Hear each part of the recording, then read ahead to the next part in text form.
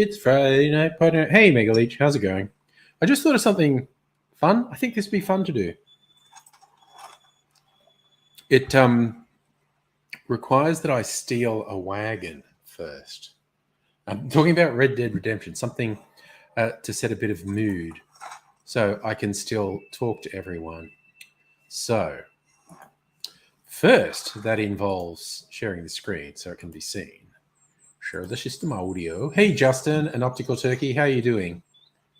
I'm thinking of just doing a random thing and then still chatting to everyone. So if I put Red Dead on, we change the settings so I'm in here. And then we can just chat. But what I want to do, hey Salumi, how you doing? Okay, what I want to do is, actually what I probably need to do is fast travel somewhere. All right, so I'll set up my camp and we'll fast travel. And then I want to steal a wagon. And I just have actually I could just do this with my horse, but my horse tires out. I don't think wagon horses do. So this is there's a theory. There's a theory to all this. Where can I steal a wagon without too much trouble? Valentine, I think. I'm going to go to Valentine and steal a wagon. And then I'm just going to set it to go in Oh my God, there's a train wreck. Where is that? I know where this train wreck is. Getting there. Red wine and yummy food. Yay.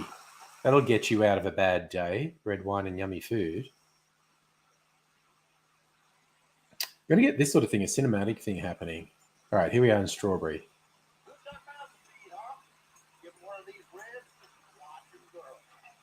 All right. We are in Valentine. Now, there's always wagons around here. I should just be able to... Look, there's one right there.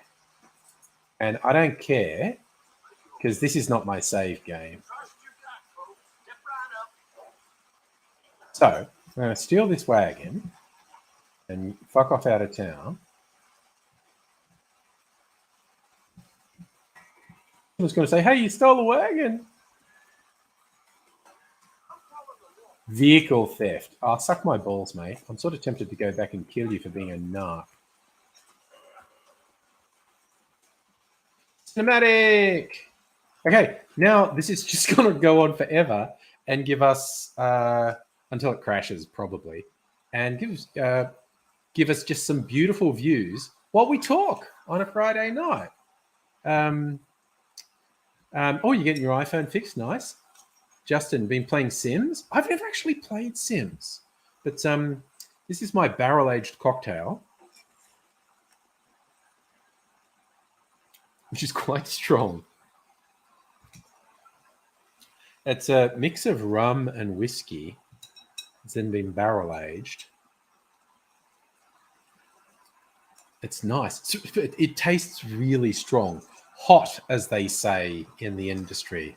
Something's got a really strong alcohol burn. They describe it as being bitter. Now we're just stuck behind these guys. I'm slightly tempted to come out of cinematic and just fucking deal with this guy in front of me. But maybe he'll steer off in another road. And I noticed the law didn't follow me. So watch me play The Sims. I've never played The Sims. I don't own The Sims. I mean, obviously you can get The Sims. I don't think The Sims is even that expensive. I wonder how long we're going to be stuck behind this guy and if it's going to get to me and I'm going to want to kill him. It could happen. I was watching silly Red Dead videos and I saw a thing I want to do that's fairly diabolical, quite honestly. I'm going to work it out, like work out the Sims. Okay. Oh God! Now there is a traffic jam. There's going to be a third wagon. We're going to have an Old West traffic jam. Yes, I do remember that about the Sims, Salumi. Lots of expansion packs.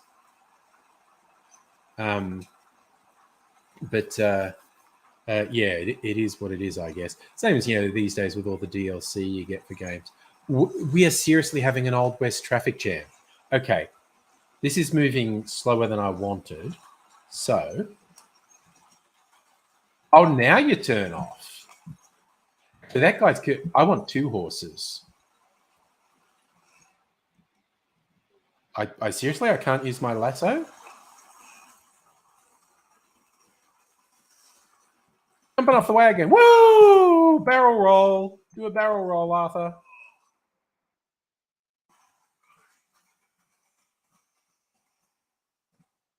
Okay, there's my fucking... Why are we not fucking getting this guy? Come on. It's not even that fast. Get him, Arthur. All right, fine. Fucking shoot him then. I have no idea why the lasso is not working.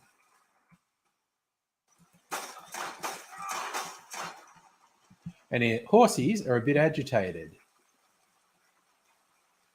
And oh, dude. Snitches get stitches, dude. That guy's looking for trouble. All right. The wagon stopped. Yeah, let's just... You, on your way, son. On your way. Is that guy gone who's fucking snitching on me? Seriously, don't like snitches.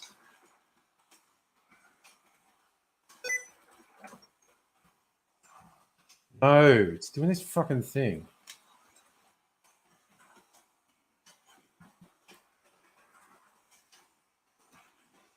That him? Is that the fucking snitch? Whatever. I'm just going to set it back. Now I've got 2 horses, which is just better. Yeah, it never overtakes them in cinematic, which fucking sucks. Micro, you got to go to work? Thank you for stopping in, by the way. I'm just going to let the scenery inspire me while I have a drink. I also made an old-fashioned today, which met with Mrs. Angry's approval. I don't know if it's my imagination. I just think this is a faster wagon than the other wagon I had. Probably because it's bigger and it has 2 horses.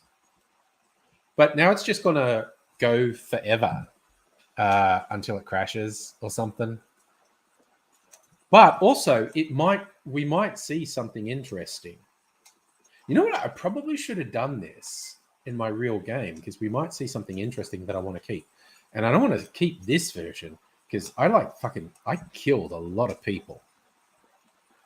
I got bored. I don't know if anyone remembers. I got bored the other night and was shooting guys at the fort just because I could. And there were a bunch of wusses and wouldn't come out and fight me. So I just picked off a few of them with my sniper rifle. But look, okay, here's something coming the other way. Are we going to crash into it? No, we turned off. Nice moves, Arthur. Nice moves. So besides seeing the countryside, yeah, all the murder. Mind you, I have so much money, I can afford to just fucking pay all the bounties. Oh my God, we're going to go through the farm really fast. There's always people walking around here. I hope we don't run anyone over. Hey, it's my fucking wagon, okay? I don't appreciate the implication that I've done anything wrong. Now we're going off into the wilderness. I don't think... If we go up this road, I don't think we see any towns. I think we just keep going. No, don't go back to Strawberry or Valentine. I feel like you just turned back towards Valentine. Yes, no, go up into the mountains.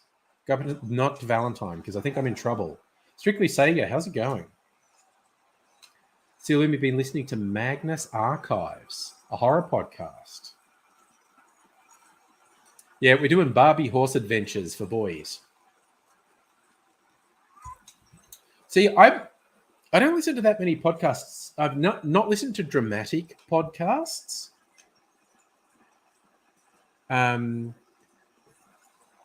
As the 2 I always reference, the only 2 I listen to all the time are Behind the Bastards and the Blind Boy podcast. Ones I listen to occasionally is like Daily Zeitgeist, sometimes Chapo Trap House for fun. What else? The rewatchables. There's a really interesting sort of leftist one called Seriously Wrong. But I don't actually listen to that many podcasts.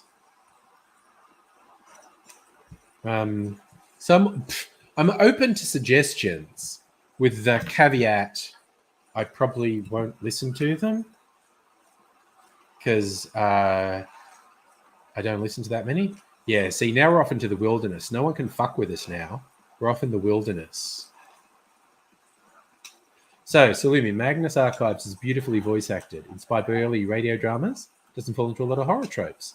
Cast have lovely voices, that's nice. I suppose the closest, because I've been getting some audio books on Audible, and I did get the voice acted version of the Sandman comics, because they're actually giving away Volume 1 for free. Volume 2's out now, so I might get that. Volume 1 was actually pretty good.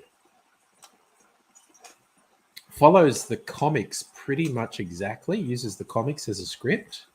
There's a TV series coming up, I think will be out later this year. And there's every chance the TV show is going to go off and be at least slightly different to the comics, because Neil Gaiman gets run it, and he's like, he wrote Sandman 30 years ago. I wouldn't be surprised if he wants to explore at least slightly different ideas in the TV show. So, wow, why did the horses do that? The horses just inexplicably went off the road. Oh, Strictly Sega, the Marjorie Taylor Greene court case in 3 hours. What specifically? Okay, you might assume political tragic like me knows exactly what's happening. I don't. What's her court case? Because she's an absolute fruitcake. Is she launching a fruitcake case, or is she being prosecuted for something ridiculous she's done? Silumi, you're keen for the Sandman? Yes. Going to re-listen to Magnus Archives? Oh, yeah. I'm thinking of getting Hannah Gadsby's 10 Steps to Nanette on Audible, because I got credits on Audible. And I saw that, so I thought I might get that, because I do like her storytelling and her humor. And Nanette is the combo of it. I've always thought Nanette's more like theater with some good jokes in it as opposed to a comedy show. Oh, is she being prosecuted for stuff she did with the insurrection? Hey, Mystic Bazuzo. I do love Red Dead Redemption 2. And yes, Sodomites in the Labour Party is exactly on topic.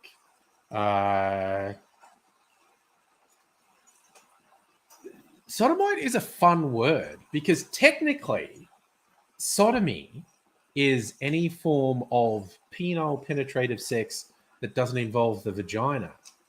So that actually includes oral sex and anal sex with women.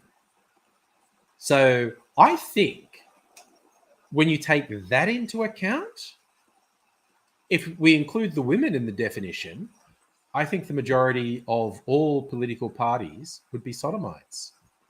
Throwing it out there. Nettie, hello. Nettie, guessing I said, oh, I'm not really playing. This is just scenery to inspire. This will just, see, I'm not doing anything.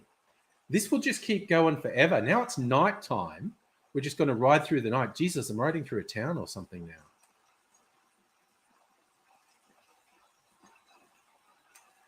So strictly say, the court case to see who was involved or gave harbour to insurrectionists. Ah, nice. I think Mystic Bazuzo is shaping up to be the sort of boring fuckwit that I'm not going to waste time on. Because sad to say, dickhead, I don't waste time with fucking morons. You can't upset me or whatever because you're kind of beneath contempt. Oh, you saw 80. Well, that's nice. Oh God, we're stuck behind someone again. Why are you stuck behind someone? For fuck's sake. Oh well, it's dark anyway. I mean, we can't even see that much. How was AIDSy, by the way, Nettie? And if you want to come on and talk about it, by all means, we can angry bunch it a bit. Otherwise, oh, okay. Boring fuckwit. Okay. Boring fuckwit goes bye-byes.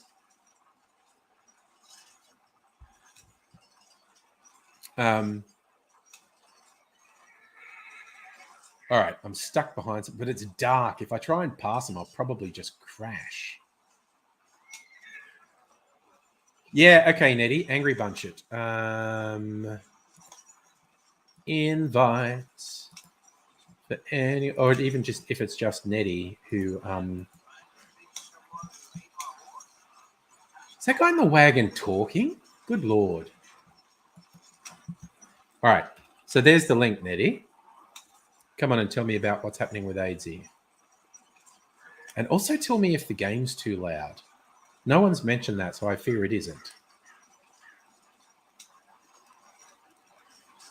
Yeah, Nettie, you and nobody, definitely.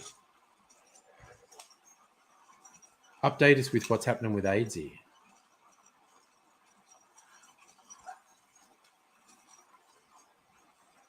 Oh, Strictly Sega, I friggin' love this game. Oh, Salumi making mulled wine when you do roast pork. My God, mulled wine and roast pork. I want to fucking go to Adelaide just for that. Well, you know, to see you would be awesome. But also, your mulled wine. Okay. Where do you... Oh, yeah, look, there they are. Oh, look at the cuties. Hey, how's it going? Uh-oh. Good, how you doing? I closed the wrong one. Nope. Oh, look at the cuties. So, how's AIDSy? You saw AIDSy today. Yeah. We did, yes. So he struggled to get down his stairs. Yeah. He nearly fell over multiple times.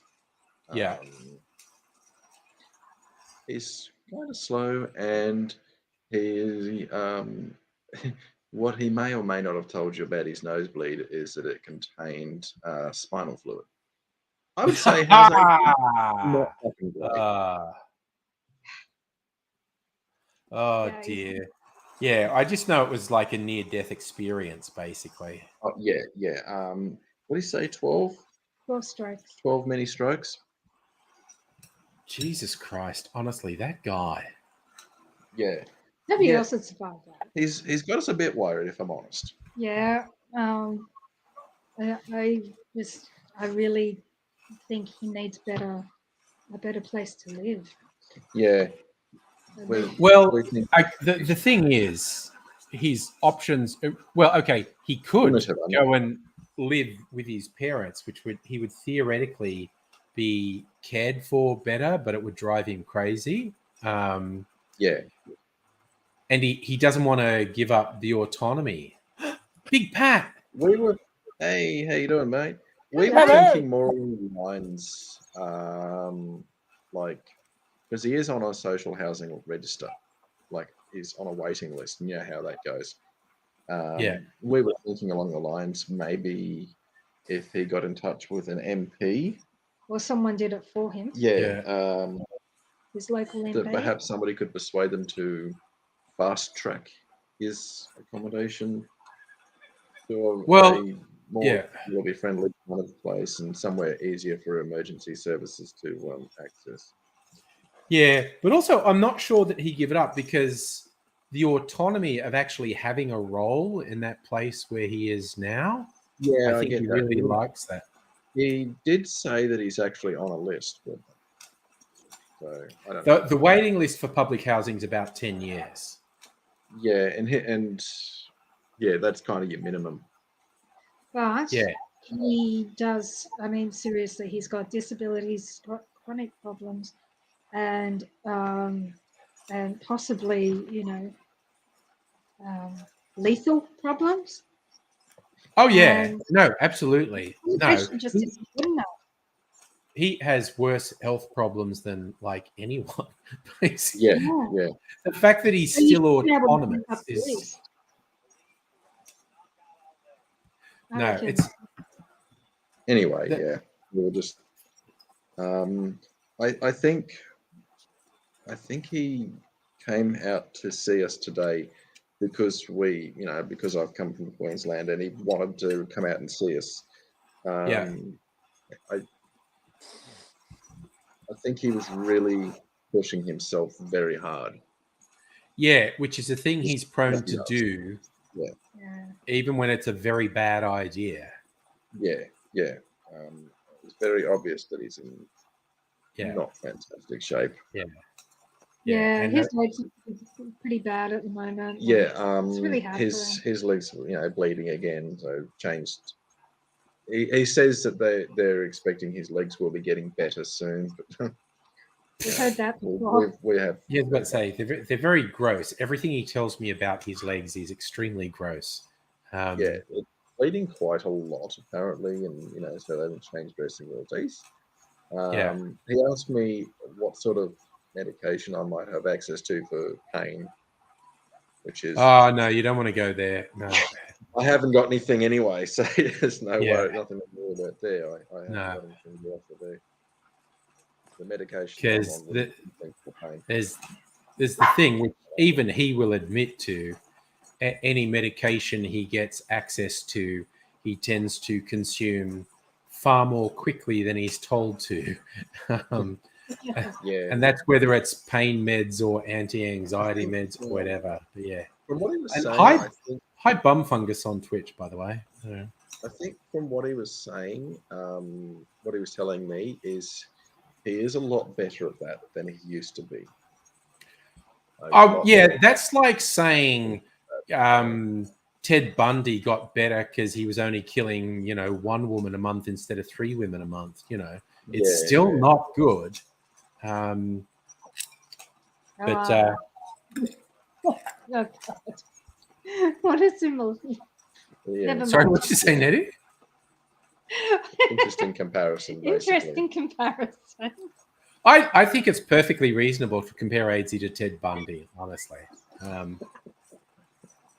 Ted Bundy might object. Oh, see, bum fungus. I don't know if you can see nobody swears he's heard you trying to sell him a car on the radio. And do I do radio? Well, let's see.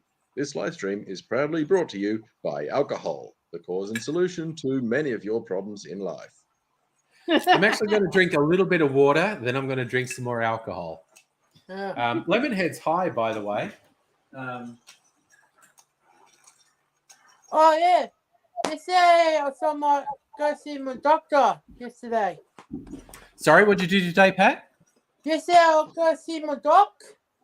You're seeing your dog? My doctor. Oh, your doctor. Sorry, Yeah. please don't tell your doctor I called him a dog. Ah. Yeah, he might be a little bit offended. This doctor. All right. What did the doctor tell you?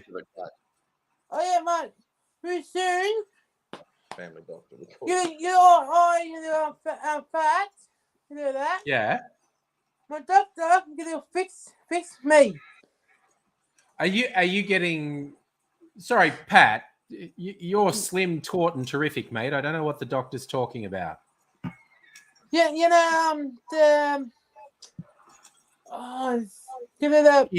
he going to put a band around your tummy? Yes. You're getting laparoscopic surgery. Okay. Yep. Okay. Oh, Abigail's calling. Hello, Abigail. Good. What are you doing? Yeah, well, I'm on the stream. Everyone knows I'm talking to you. Yeah. I have a favor to ask. What is it? Yeah. You might want to put that Yeah. on speaker. I know what that. Sure. No, they can't. No. I thought you wanted for a second, but they just know I'm talking to you. Yeah. Yeah.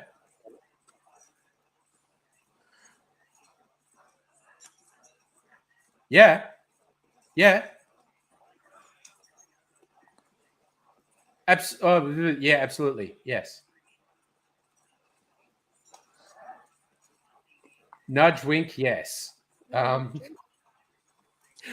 love they only heard my side there, so now they're all just enthralled, like, oh, what's nudge, wink, yes? Yeah, no, definitely. Don't worry, viewers. I know what Abigail requires. It's all above board. Yep, I will do that now. No problem. Yeah, definitely. All right.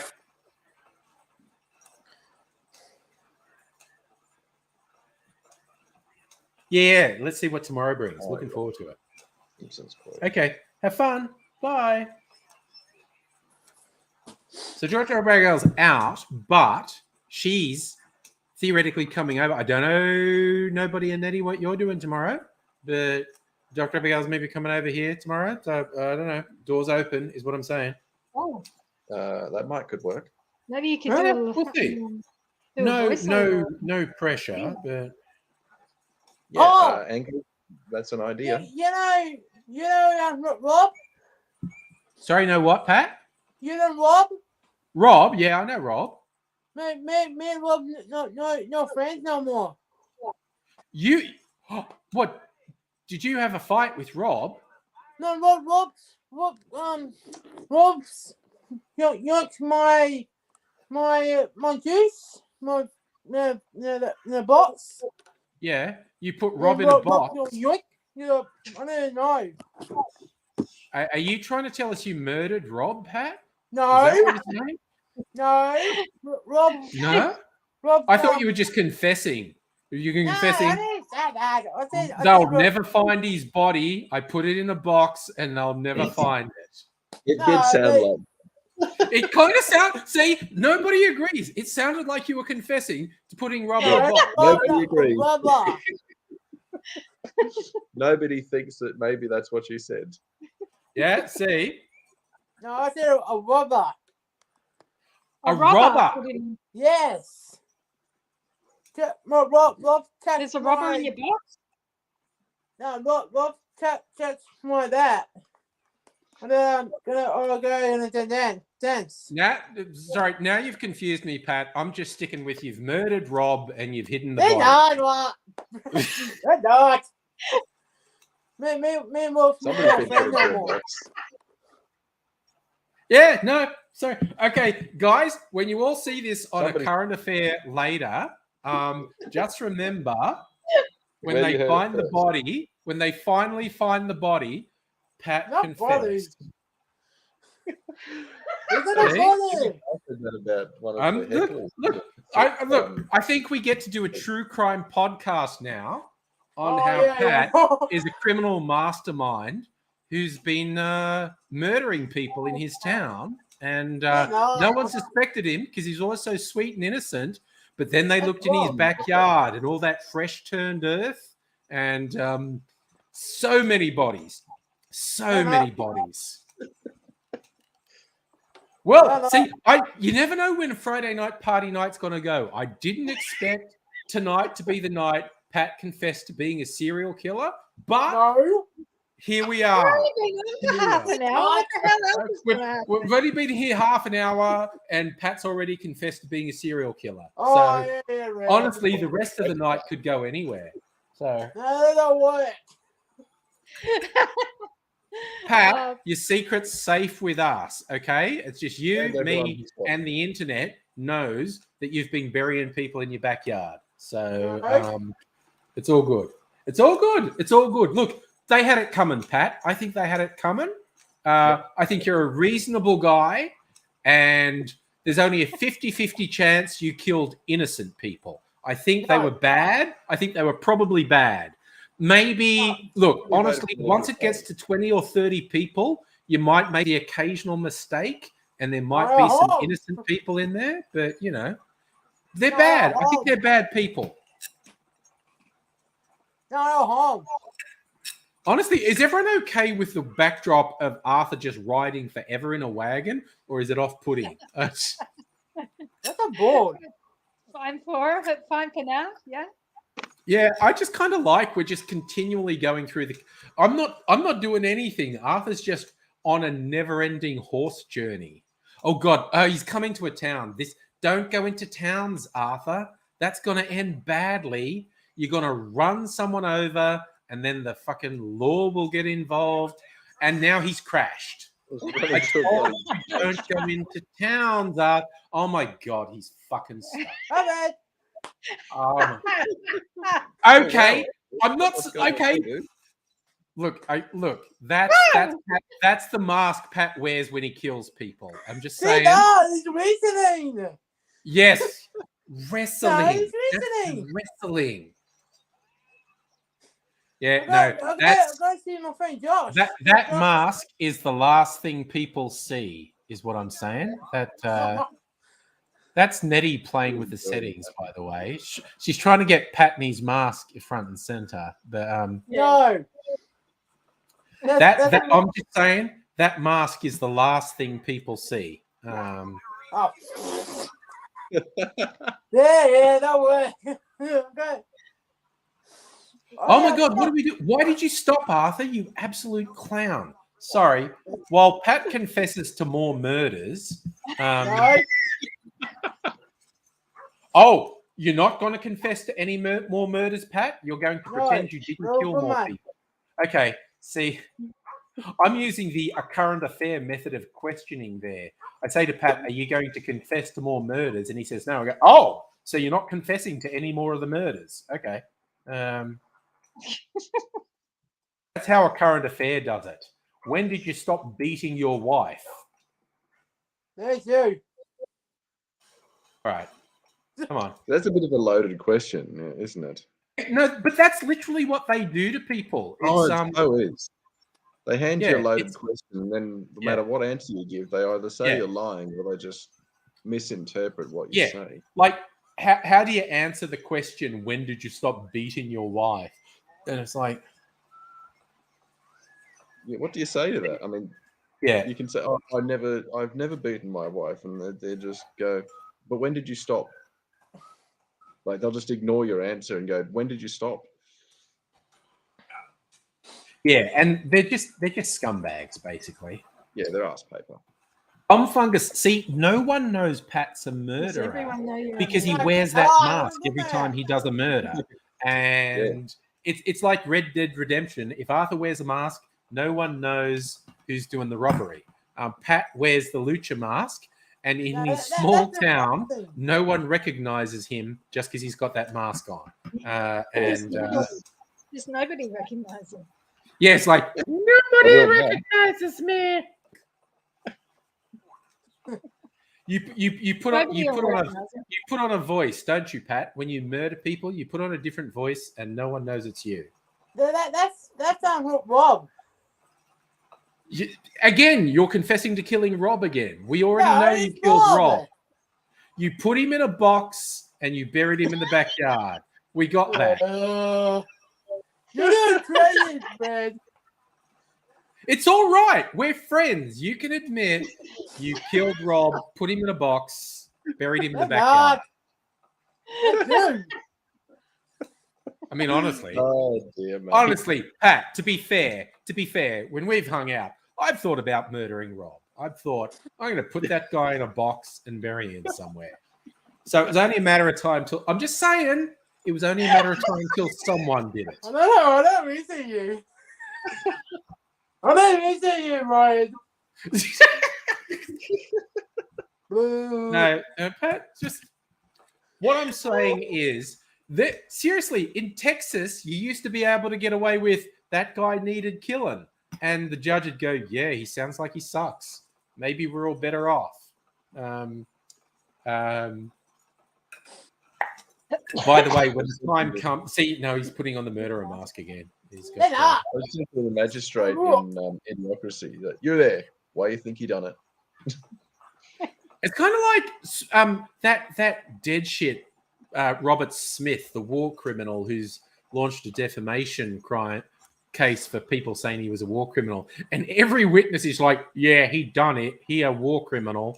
And his first defense This fascinating article day. His first defense witness, who all the media keep referring to as his friend, like the very first person who said no, he never done it, was a friend of his, and the guy whose legal fees are getting paid by Channel 7, who's paying for this dude's thing. And there was this fucking back and forth with the prosecution and this guy going like, Channel 7's paying for your legal fees. Yep, that's correct. They're only paying because you'll do this. Nah. And it's like, how long have they been paying for your legal fees? I only found out last week they were paying for my legal fees. Yeah, but how long have they been? Oh, since 2020. So they've been paying your legal fees since 2020, but you only found out last. Okay, that makes sense. Oh, Strictly Sega, turning us off the murder questions. Pat, are you nervous about surgery, or are you feeling good about the surgery? All right. I don't have my new ones. Okay, you've had nasal surgery as well. Yeah. You got a good doctor? Yeah, good. Mom, Good doctor. my sister's doctor, my base and Ian's doctors, it's good. It's best doctor. Yeah. Also, just a reminder, don't tell the doctor I called him a dog, okay? That was a mistake on my part. Okay. And also, if he gives you any grief, just look him in the eye and say, I've murdered people, okay? I've murdered a bunch of people. Yeah. Don't mess with me. That's what I'm saying. And I'm not going to say, just like, honestly, anyone gives me grief from now on, I'm just going to go, my mate Pat murders people, okay? If you don't do what I want, the last thing you're going to see is a dude in a luchador mask leaning over you going, you've been bad. And that's the last thing they're going to I'm just going to tell them that's the last thing they're going to see. Last thing they're going to see is a big dude in a luchador mask saying, you've done wrong. So, you know, it's I seriously didn't think we were going to be talking about murder as much tonight. Honestly, at the start of the stream, I didn't think there'd be quite as many. But then again, I didn't think Pat was going to confess to being a serial killer. So, yeah. No, actually, Strictly Sega, you're right. The second last thing they're going to see is Pat in a luchador mask. The last thing they're going to see is the inside of a box as he seals them up in it. Because he does it while they're still alive. He puts them in the box while they're still alive so they can think about what they've done, and then he buries them. He buries them alive in a box. I'm just saying, don't mess with Pat. He seems sweet. He seems nice. He seems friendly, but you cross a line, and the next thing you know, you're in a box. And that's the last thing you know. We better back off him. Entry will be next. We'll be next in the box. He said it. He just said it. He's putting us in a box. See? He acts sweet and kind and everything, but you cross him and you end up in a box. No, he says no. That happened once or twice. That's all that's happened. Strictly Sega, have I heard of Melissa Lucio? I've never heard of Melissa Lucio. I don't know who or what that is. Did Pat put her in a box? Is that a thing that happened? Did Pat put her in a box? They were all bad. Oh no, you're calling me bad. I'm going to end up in a box before the weekend's out. I'm dead. Look, you know what he's doing on that tablet? He's got a list on there of people what I'm putting in a box. And it's just like he's added me to the he's got me on the list of people he's putting in a box. No, that's my mum. Your mum's in a box. Oh my god, that's such a nice picture. That is so my sweet. You would hardly think a serial killer had a picture like that on his tablet, but you know, there we are. That's my dad's. It's okay because you put your dad in a box and you took his tablet. Okay. No, my dad's in there. Oh my god! So you haven't buried him yet? He's just in a box in the next room. No, I never got there. Is that a warning? Are you warning him like he's in a box, and if he doesn't behave, you're going to bury him? But if he's No. good, you'll let him out. I No, suppose never he let you got have his there. tablet, so he might be okay. Heine reckons he's got an update about damaging blue light from boxes. So, strictly saying, whoever Melissa Lucio is, cops force her. Oh, that execution thing. My God. Okay, now here is the most messed up thing that happens in the US legal system, and this is one of the very big reasons I am 100% opposed to the death penalty. Like because whenever you say you're opposed to the death penalty, someone will give you a case of an extremely, extremely bad person, and you go, "Yeah, they're a bad person," but the death penalty doesn't just get bad people. We see again and again and again and again, people are wrongfully convicted of capital crimes, and this is a thing that explicitly happens in the US. Defenders of capital punishment say when someone's been found guilty in a court, they say evidence of them being innocent is not justification for overturning a court thing, because it's important to protect the judicial system. Lenny's quite right. And so you protect it. You've got your fingers in your ears. Am I talking too loud?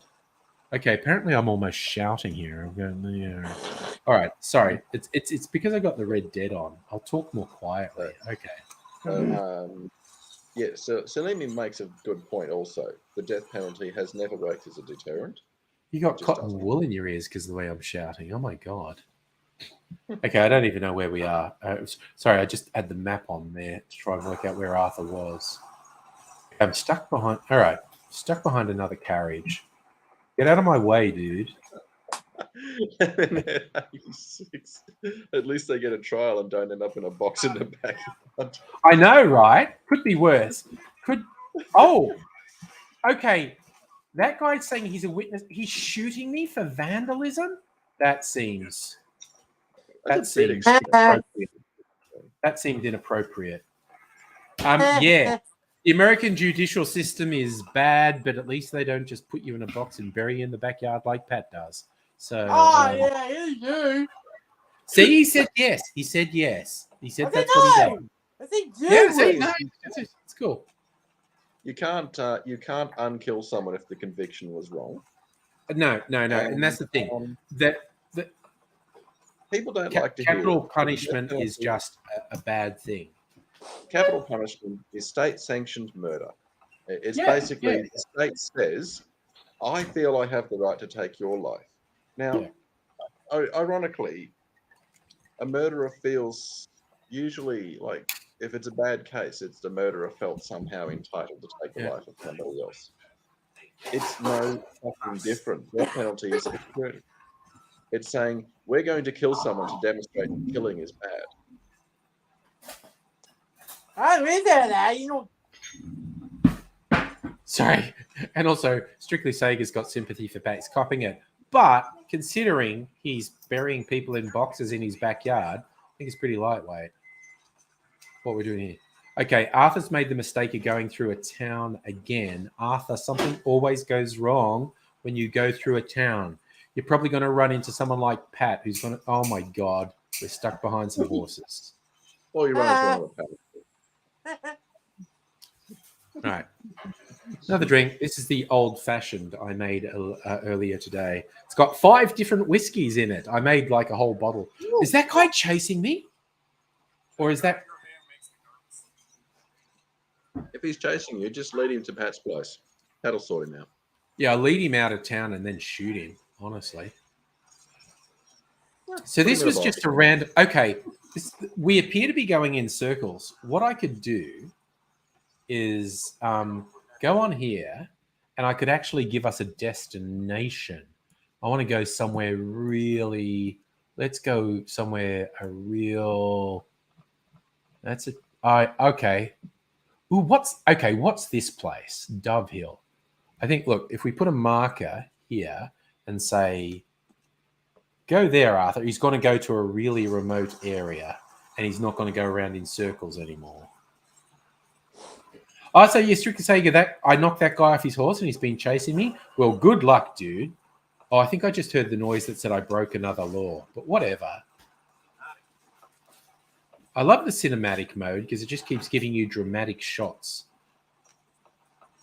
Yeah, no, Salumi, there's 5 different whiskeys in here. And that's the joy of making a bottled cocktail, because you can you could technically make a single drink that has 5 different whiskeys in it, but it's way easier if you make a bottled one. You'd put like 100 mils of each whiskey in and do it. So if Kirsten comes in, I need to compliment her because this old fashioned got Mrs. Angry's stamp of approval. She noted the smoky notes in it.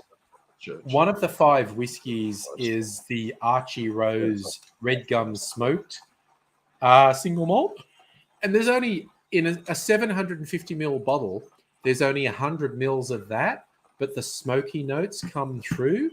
It's a really quality whiskey. But so this has got 5 whiskeys, a sugar syrup I made that has cinnamon and the juice from these cocktail cherries. It's not juice, it's syrup. It's syrup from these. And it has Angostura bitters and chocolate bitters and orange bitters in it. So it's actually a freaking quality old fashioned, is what I'm saying. I was joking with Mrs. Angry because there's some very boutique whiskeys in there, and full-on whiskey nerds would probably be really upset and go like, "No, you're meant to drink that neat." And I'm like, "No, I just made my own blend. All this talk about whiskey That means kind of looked like I was in a porno there. I don't know why I was doing that motion, but no, I was doing this, Nettie, and it's just not good. One more time. One more time. I was doing this, and it was actually a motion of pouring multiple whiskey bottles, and it just was bad. It was just bad. You should turn it into a GIF. Oh God, someone probably has. Yeah. If Laura was watching, it'll be a GIF already. No, yeah. If Laura's not busy because she was going to a rally to protect trans people. Oh no, Mrs. Angry left something on the stove. And sorry, let's see.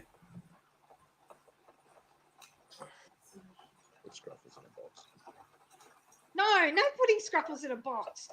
All right, I'm back. The same way that Pat does. Not the same way. Well, I thought that's what you were suggesting. Goodness no. What that? No.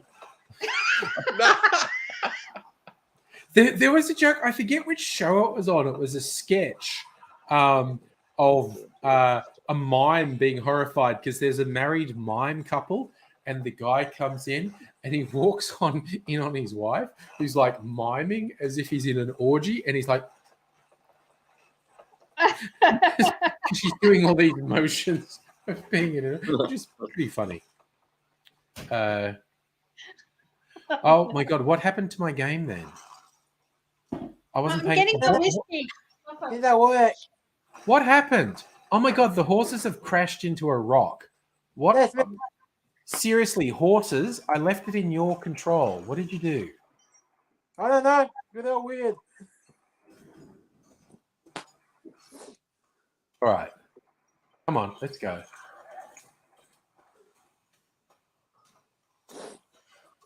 All right, we're going. Honestly, I leave it in the horse's control and they crash into a rock. What the hell is that about? That's me.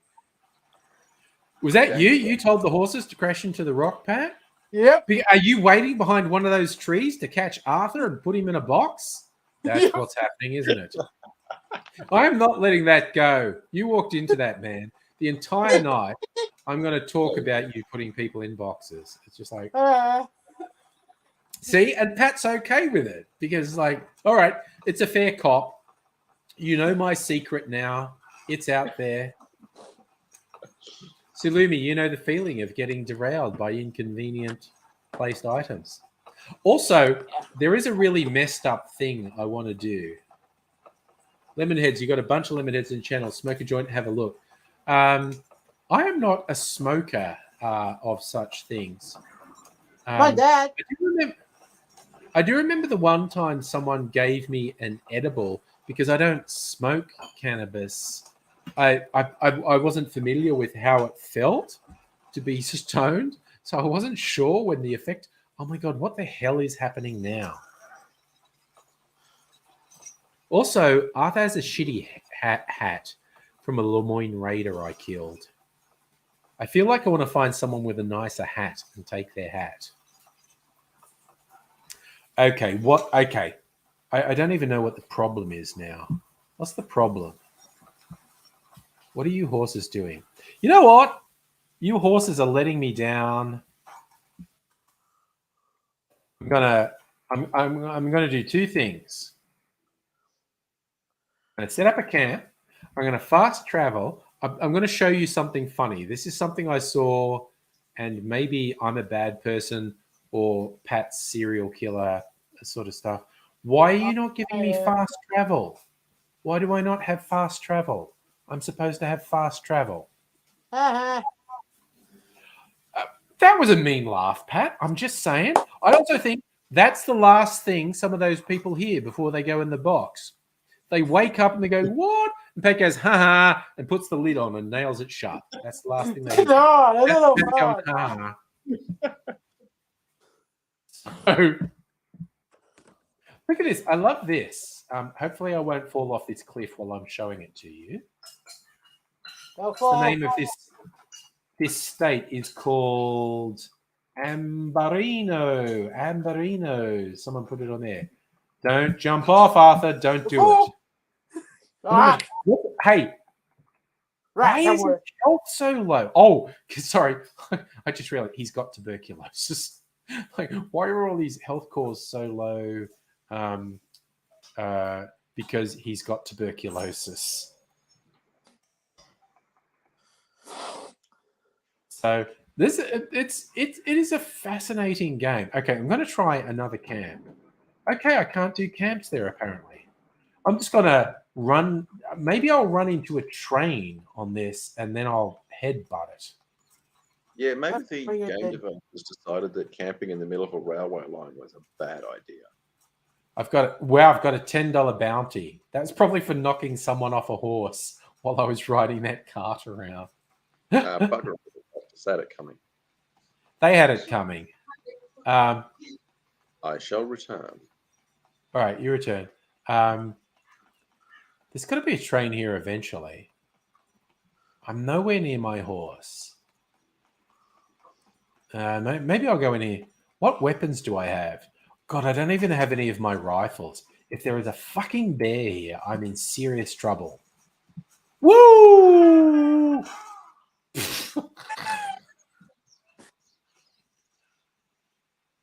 You did. We're not dead. We're fine. Oh, no. We just fell off a small cliff.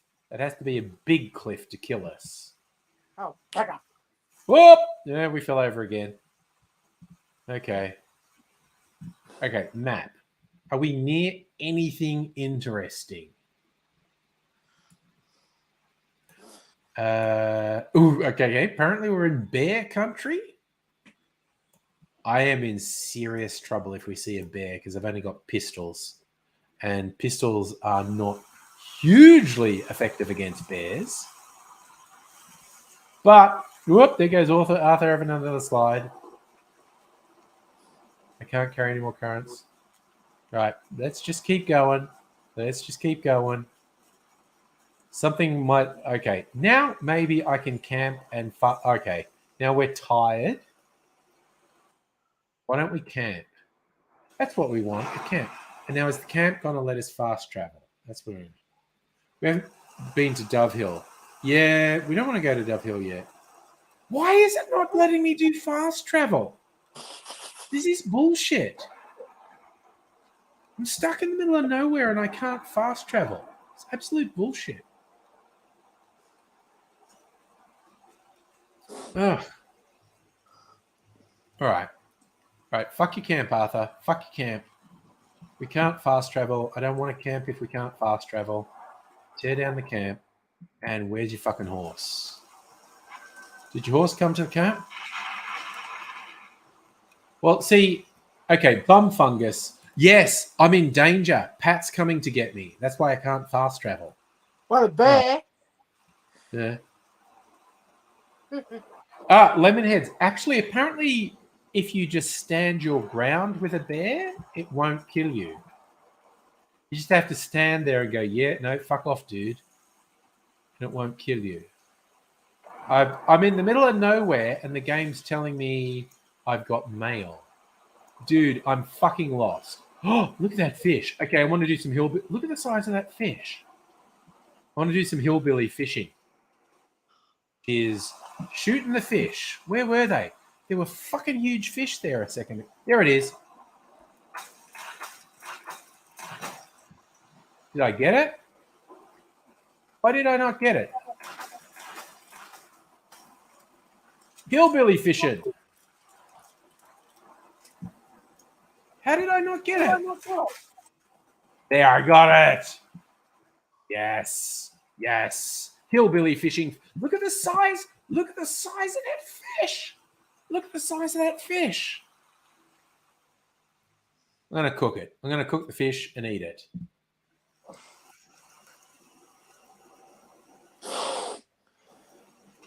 Come on. Yeah. That huge fish, I'm just cooking on the end of my knife. Damn, that is a serious... I just don't give a shit. I'm in a really serious storm. No, I just want to leave. Want to leave. Come on. Yeah, let's tear down the camp. I just wanted to... I just saw those huge fish, and I wanted to eat one. Am I wrong? Am I wrong? I just wanted to eat a huge fish. Pat disappeared. I swear to God, he's off killing someone. He put that luchador mask on and he's off to put someone in a box and bury him in his backyard. Okay, where are we? And why the fuck is my fast travel not working? I'm super pissed off that fast travel's not working. Yeah, that's a bum sandwich. Doesn't he look sort of I don't know. I was going to say heavy metal, and then I was going to say cyberpunk, but he's got like a postman's hat. I don't know. Okay, what is that noise? Someone's making howling noises in the game, unless it's you guys. And no, it's not you guys. Okay, I just heard someone making howling noises in the game, and I'm really fucking. I heard concerned. it too.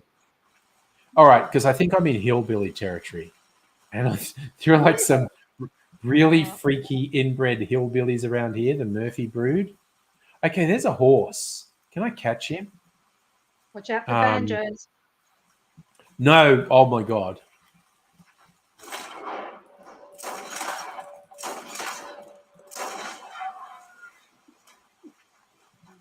Random murder because I want his horse. Come on, horsey. Come on, stop running, horsey. Stop running. Stop running. I can't. I'm going to get tired chasing you. Just pause. Yay! Come on, pause, horsey. Okay, now Oh, fuck you, horse. Come on. Oh, okay. That was rude. Come on. Come on. You want me, really? Sorry, that sounded bad. Oh, that sounded bad. It really did. Oh, we're near Annesburg. Okay. Annesburg. Well, sorry, it's called Annesburg. I just always call it Annesburg. I've got a friend with me. All right.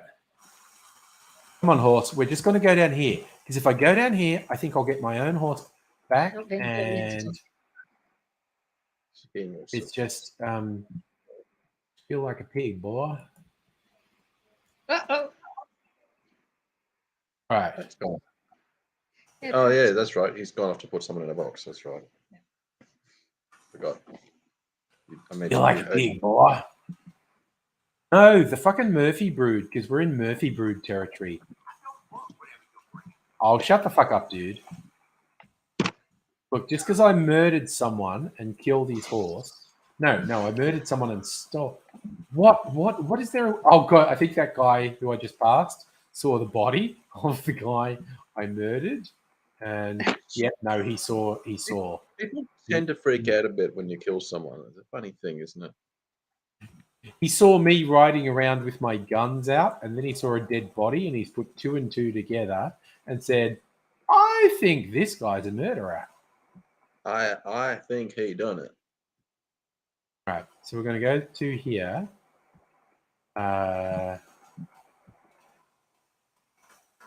Oh, come on, it's a small cliff, horse. What's your fucking problem? You will probably survive if we drive off that cliff. Yeah, good luck with that, sunshine. It's just like, what a wussy horse. Mr. Cloppy would have jumped off there. Mr. Cloppy has balls. What has Okay. happened with Mr. Cloppy? Where is Mr. Cloppy anyway? I don't know. If I go to another town, I will probably get Mr. Cloppy back. Because I roamed across half the map. And still think. So, Sloomy, you still have a little bit of a migraine. Thank you for dropping in and joining us. And you enjoy your long weekend too. Hope you are feeling better soon. Oh my God. This old fashioned I made is really good. And do you see why I call it Anusburg? Because it's Ansburg. And it's also, it's a shithole. It's a mining town. It's an industrial town. There is waste everywhere. All right. What I'm going to do, because I want to do something that's kind of messed up. I've got the newspaper seller is promoting a story of where I murdered a bunch of people in Saint Denis. They had it coming, is what I'm saying. Yeah. You tell him. Okay. I want a train ticket to Saint Denis. Because I want to show you some. I saw this on a video and I think it's really funny and I want to do it. And spoiler alert, it's not good. It is socially questionable what I'm going to do. But I saw it. I saw someone do it on a video and I thought it was funny and now I want to do it. Spoiler alert, it involves a lot of people dying. It involves a lot of people getting killed. So, and I'm going to drink my old fashioned, which is going to convince me that doing this is a good idea. Why is the screen still black? Why haven't I arrived in Saint Denis? Oh my God. Oh no, I thought I'd killed the game. But here we are, train pulling into Saint Denis. And Mr. Cloppy will probably be here waiting for me, honestly. I think that's how the game works.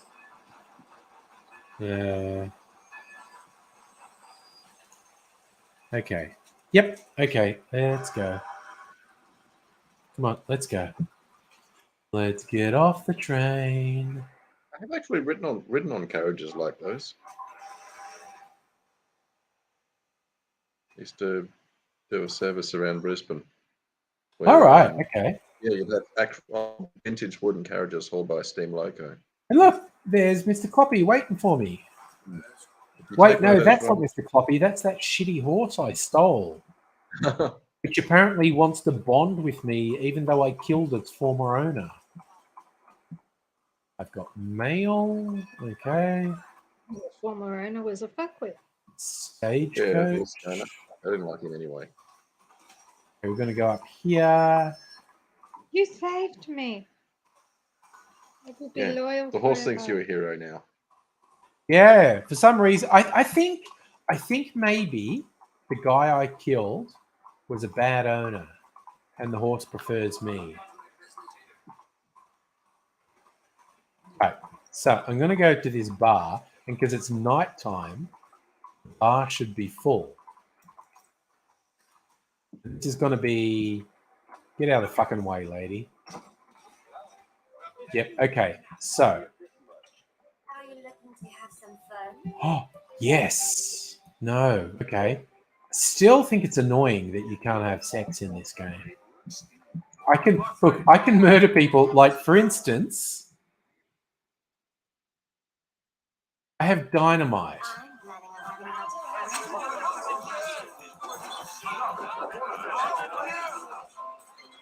fun. Oops. Suddenly, everyone went to the toilet on the spot.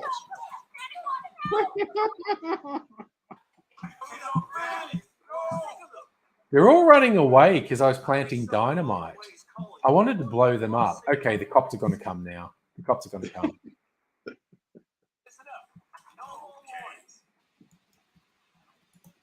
Yeah, it's a funny thing when you start planting dynamite and everyone's looking at you, how they get a bit worried. Just because, look, honestly, they're leaping to conclusions just because I was throwing dynamite around. Bunch of soft cocks, aren't they? They're a bunch of Bigot. soft cocks. The bigots. Wait, is there someone upstairs? Where are the Just cops? making fun of the sunshine. Look, Where are the coppers?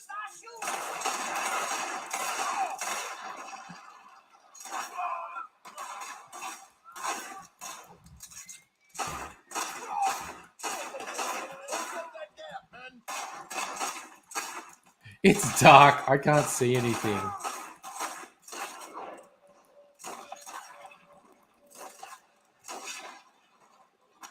All right, I should take a magic potion.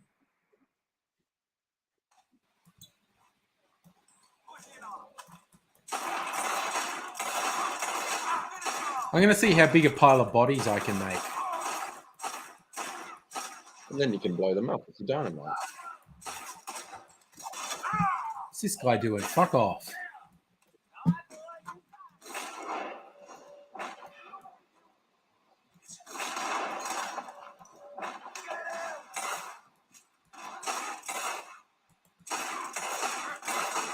Just going to see how big a pile of bodies I can make here. You should put then you can put your dynamite in amongst them all and see how far they fly. You'll blow it up.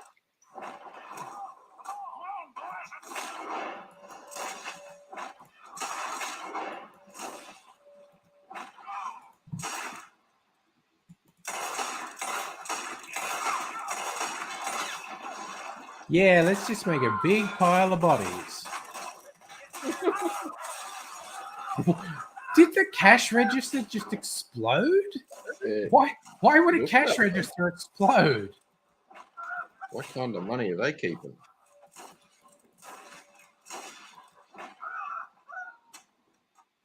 All right.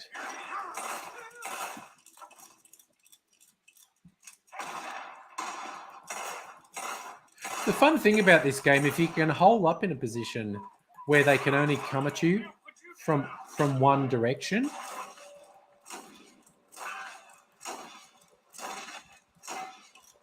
Oh my god, the cash register's blocking the bullets as I shoot these coppers. ACAB.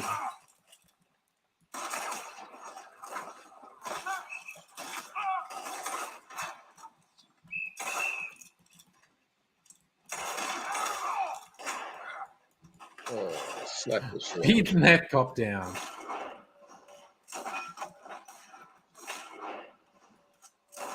That one put Will Smith to shame. Is that guy? How's that guy still alive? I thought I shot him in the head. Have you seen that video that someone edited that Will Smith slapping Chris Rock with ragdoll physics? All right, I think I should just stop this game now. I've just been doing stupid things. Killed the shit out of a bunch of people. Stop sharing. What are you funky people doing? Is what I'm saying. Yeah, Lemonheads. That's me in a bar normally. Yeah. Shoot. Again, Strict and Sager, I agree. I was having just a lovely exploration of the wilderness, and then it turned into mass carnage in a city. But cities are like that. The wilderness is nice and calm and relaxed. Cities, they're violent and stressful and messed up. Totally agree. Totally agree. Totally agree. Totally agree. So yeah, have you seen the Angry? Have you seen the video of using this Oscars slap using ragdoll? Ragdoll. I have actually. It was pretty funny. Yeah. I think it made more sense It made a than lot more the sense. reality. Chris Rock just sort of ragdoll across the stage. Yeah, the reality was very strange. The reality was definitely very strange. Yes, yes. It was one of the weirder things that happened. And you could see it's almost like a whole cavalcade of stressors came into one acute moment and just made an absolutely surreal thing happen. And it was Just with trains going past. Yeah, but we're missing the trains I behind was just us. saying, what we need a TV screen behind us with video trains going by. Noise. Safa, I kind of agree that when you first saw the Will Smith slapping Chris Rock, it kind of like, was that planned? Was that staged? But then you see the weird way Will Smith sat down going, keep my wife's name out your fucking mouth. You go, oh no, that's not staged. The whole thing was very weird and surreal. And yeah, Strictly Sager, agrees. The shock, the walk up and the slap had this weird feel like it might have been planned.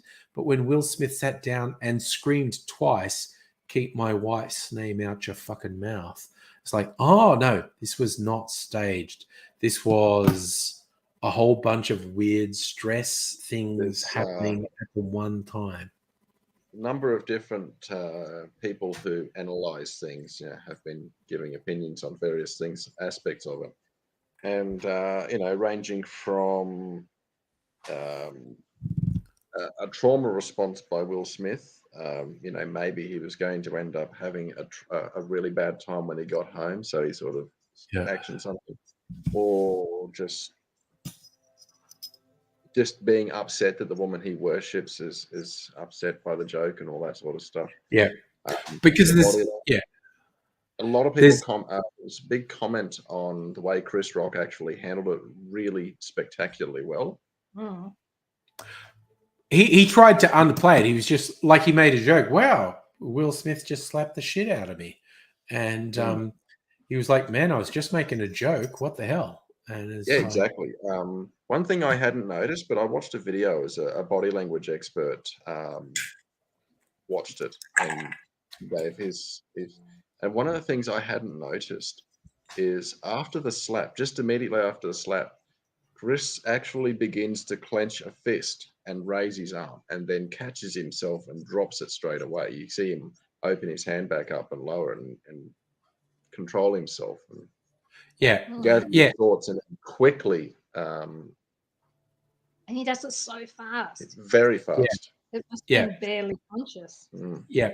And Lemonhead's asking, like, how did Will Smith do that? How did he lose it? Well, see, there's who knows, but there's all these ideas like Will and Jada apparently have a quote unquote open relationship, and Will might not be doing anything open, whereas Jada is getting involved with these younger guys and whatnot. And Will kind of had all these stresses going on. And you saw the initial thing is he laughed at the joke, and then he looked at Jada, who looked hurt. And it's almost like a switch went off in Will Smith's head. Yeah. And it was wrong. And Will Smith acknowledges it was wrong. Chris Rock acknowledges it was wrong. Jada Pinkett acknowledges it was wrong. But it's like a switch went off in his head. And he was just like, I'm going to prove myself now. And it was like, what he did was so wrong. They said it was. Yeah. But it was just like some switch went off in his head. He's going, here's where I prove myself. And It is kind of like that, actually. Some of the people analyzing it, the psychoanalyzing it, said exactly that. That's what it was. yeah. That he was making something, like he's going to shine or something like that. Yeah. Safa, how I know about the open relationship is because it's open knowledge. Yeah, they said it is themselves. It's very common. Yeah.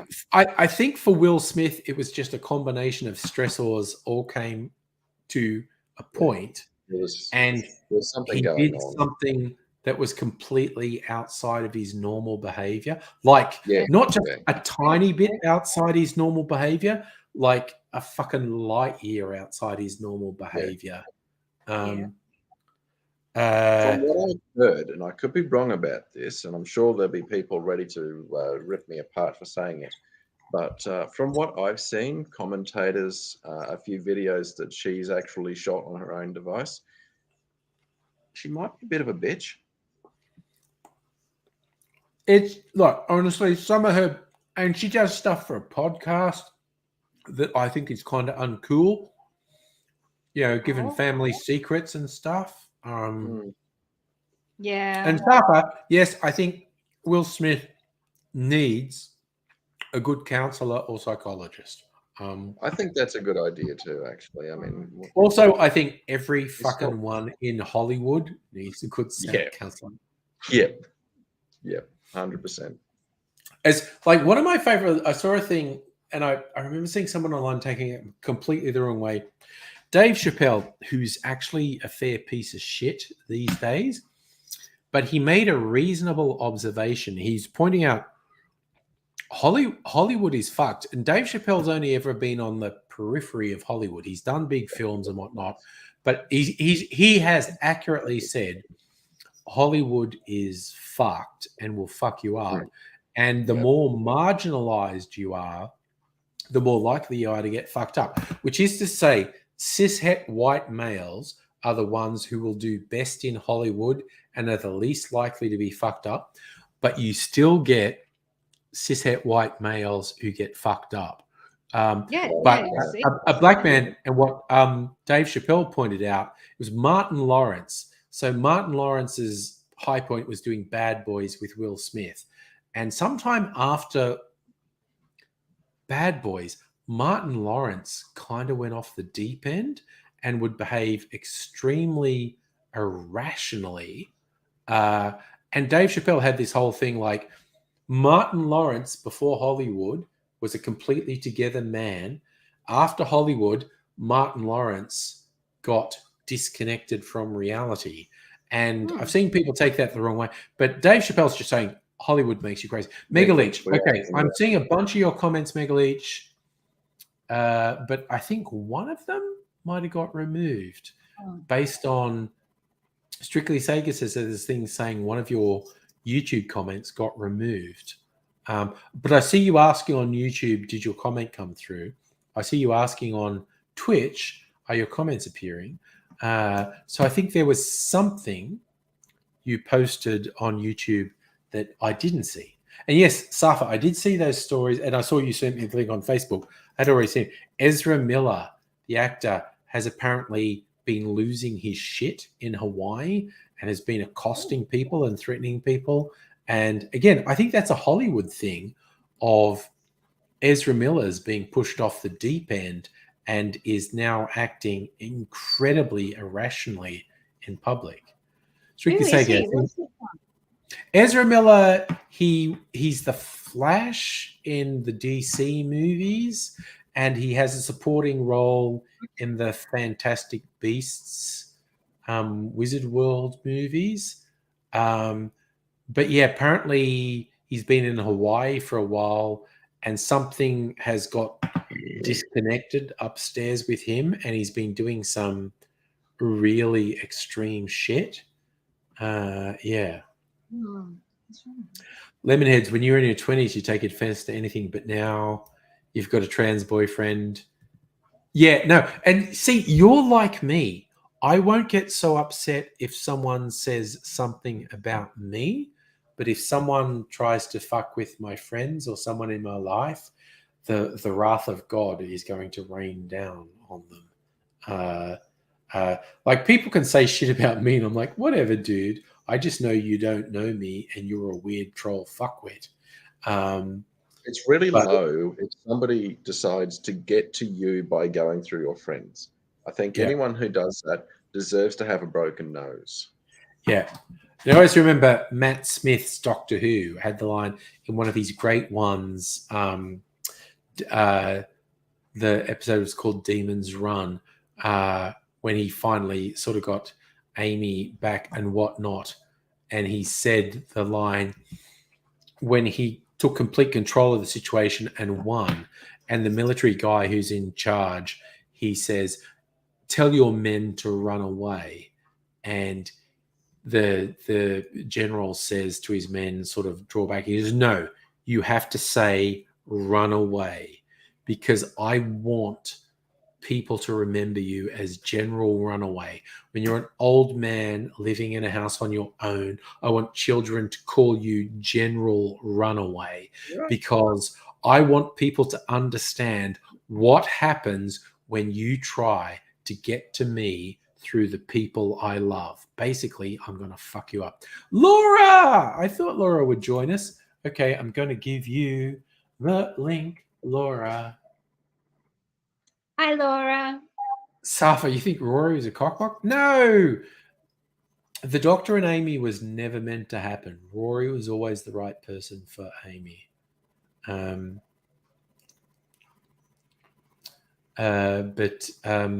Yeah, I love the bits where it was when Amy was still being kept prisoner by the woman with the eye patch. She has her baby, and she's talking to the baby about her father. Said he looks young, but he's over 1,000 years old, and you think she's talking about the Doctor, because there's always a question of, did she bang the Doctor at some point? And but then it turns out it's because Rory is the Legionnaire, who is actually not human anymore. He's a artificial life form. So that was the whole thing. But yeah, I've been waiting for you to join us, Laura.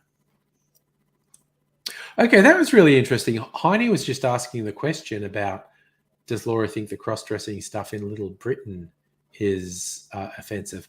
Again, because Matt, what's his name? Matt Lucas from Little Britain is actually gay, but he's super unpopular with a lot of gay people because of the humor he chose to do in Little Britain. A lot of people aren't on board with it, basically. So I think, and that is why, like, gay people and trans people are not an amorphous blob. It's a bunch of individuals who have individual views on things. Some people think Matt Smith is cool. Some people don't like him. Matt Lucas. Sorry.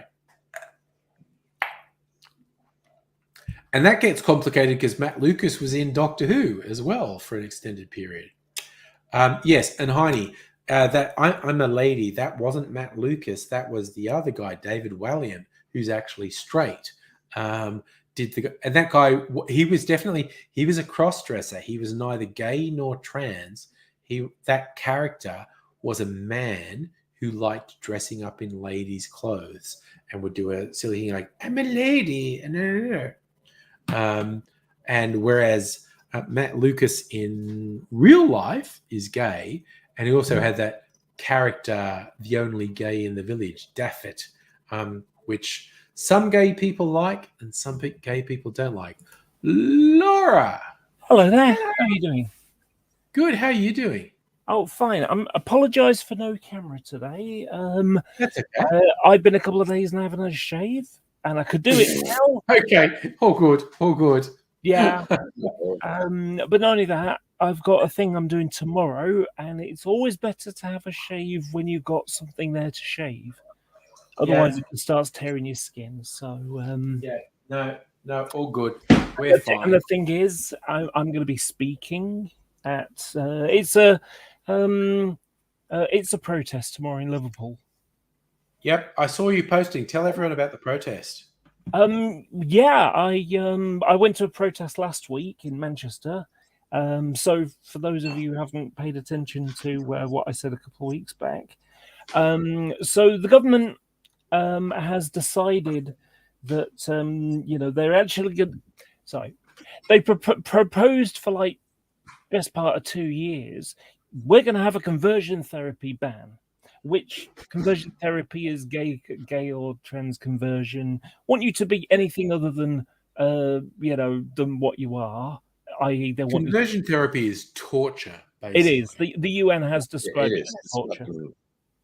So That's yep. going- So what happened was the government said they were going to be dropping it. Oh, sorry, it was leaked that the government were going to be dropping it completely, which is something they put in the in their manifesto.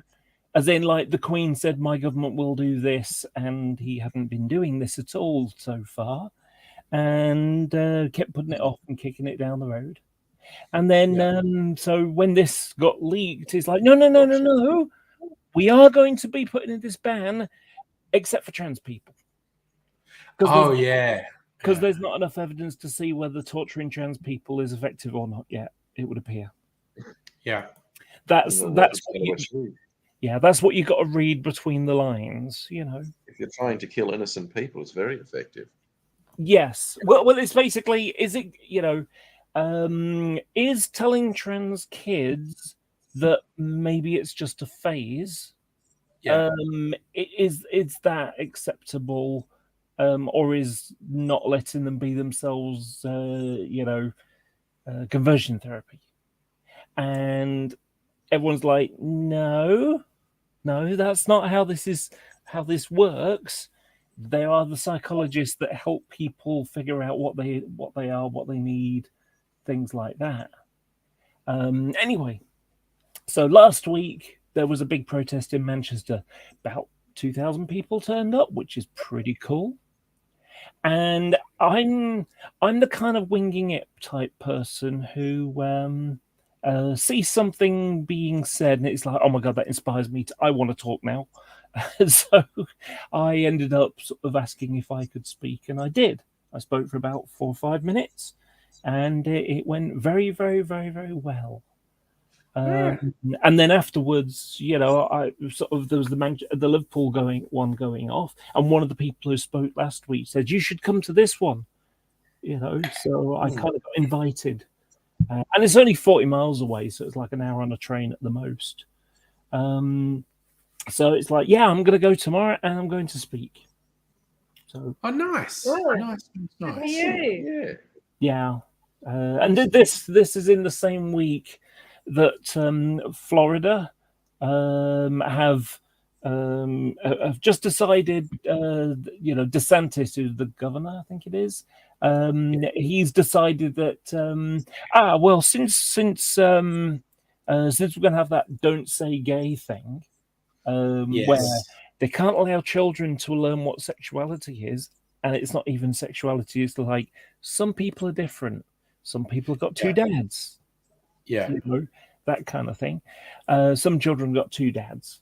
One of your friends might have 2 mums. This isn't strange. This isn't weird. Well, so instead,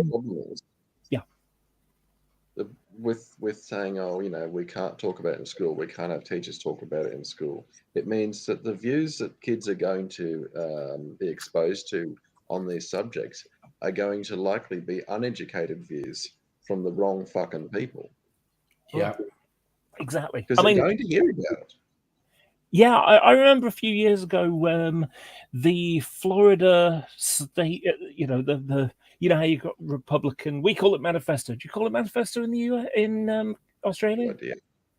Right. So in America, they don't like the word manifesto because that's like communism. And so so as a result, they use the word platform. Yeah. And the Republican platform for the state of Florida was against critical thinking, because if you teach children to think critically, they may think this whole God thing isn't real, therefore that equals bad. and we, Yeah. you know, we need kids You to can be still afraid of believe in God and think our God. critically. You just don't swallow the evangelist bullshit. Yeah, that Which is and what that's they do. exactly They don't want. They want. I'll be back. They also, people who think critically aren't going to vote Conservative. so they don't want children to learn how to be, you know, critical thinking because they won't obey what you tell them to believe. That's an interesting idea, Len. May I share that with the group? I wonder if I can do that. I think you can. Sure.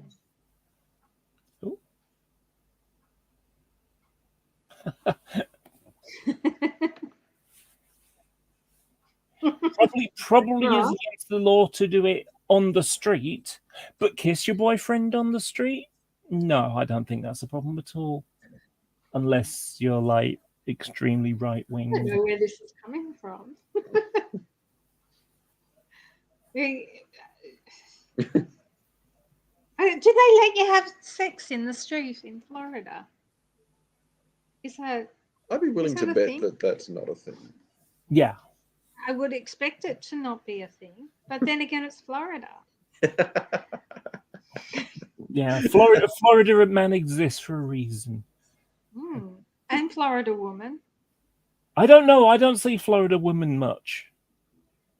True. Yeah.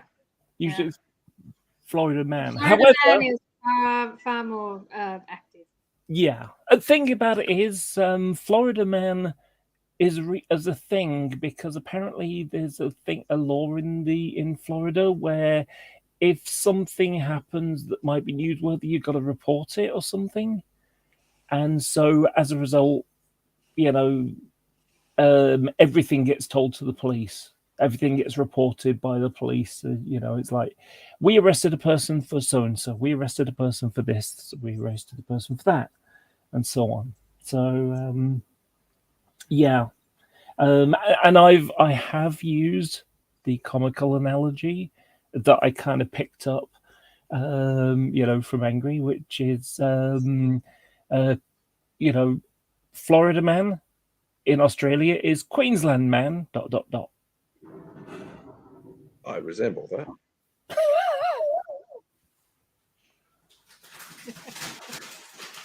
We're not all like that. Yeah. Okay.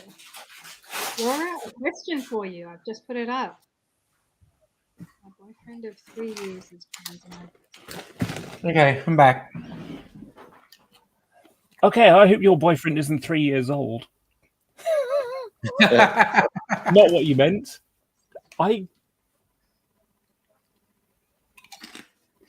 What difference does it make? Do you love him because you love him? That's all it should matter. You know, the fact you're referring to him as a man suggests that, you know, this was someone who was born female and is now male. You know, I don't see a problem at all. I agree with Laura. I agree with you, Laura. I don't think there will be people who have a problem. Mm-hmm. Fuck them. Yeah, I mean the thing is, I'll just look at it from my point of view, from where I sit. Okay, so I'm asexual, so it doesn't really matter specifically for me, but I'm trans. Now, before I decided to transition, if I fancy girls, I'm straight. But just because I've decided to transition and now I'm a girl, doesn't mean to say that I need to start fancying men. And it's a weird thing that, excuse me, the ambulance going by. One of the weird things that happens, I didn't have it happen myself, but then I was somewhat proactive in it. And that is when trans people get, you know, like, and it can be, sometimes it can be straight away. But one of the questions that can be happened by the psychologists or whatever that diagnose you with, you know, as being transgendered, if I need someone to tell me who I am, is one of the questions they ask is about your sex life and, like, you know, who do you sleep with? And it's like, what's that got to do with me being trans? Yeah. So yeah. Anyway, yeah. So I meant to sort of say trans stupid shit this week. So the first one is Florida has taken away special status to Disney.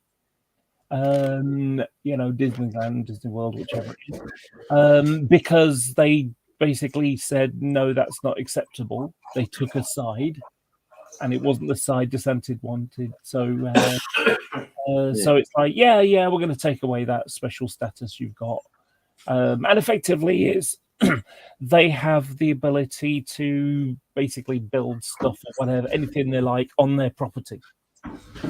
So now they're going to have to go through planning permission and all that kind of nonsense, and so on, or build a hotel or whatever. And that's because, last week they said the don't say gay thing is not wrong, not acceptable. And then on top of that, it was yesterday or the day before now, that they want to ban all forms of trans care for children, including things like, including social transition, as in changing your name, changing your pronouns, allowing you to wear what the fuck you want. So they're going to basically make kids. That's what it's going to be tested. But they want to make children who are transgendered live as the person they don't want to, just because the government thinks they can get away with it. Yeah, it's not good enough. Lunacy. No. And in America, it's 19 before you stop becoming a child. So if it was someone like, sorry.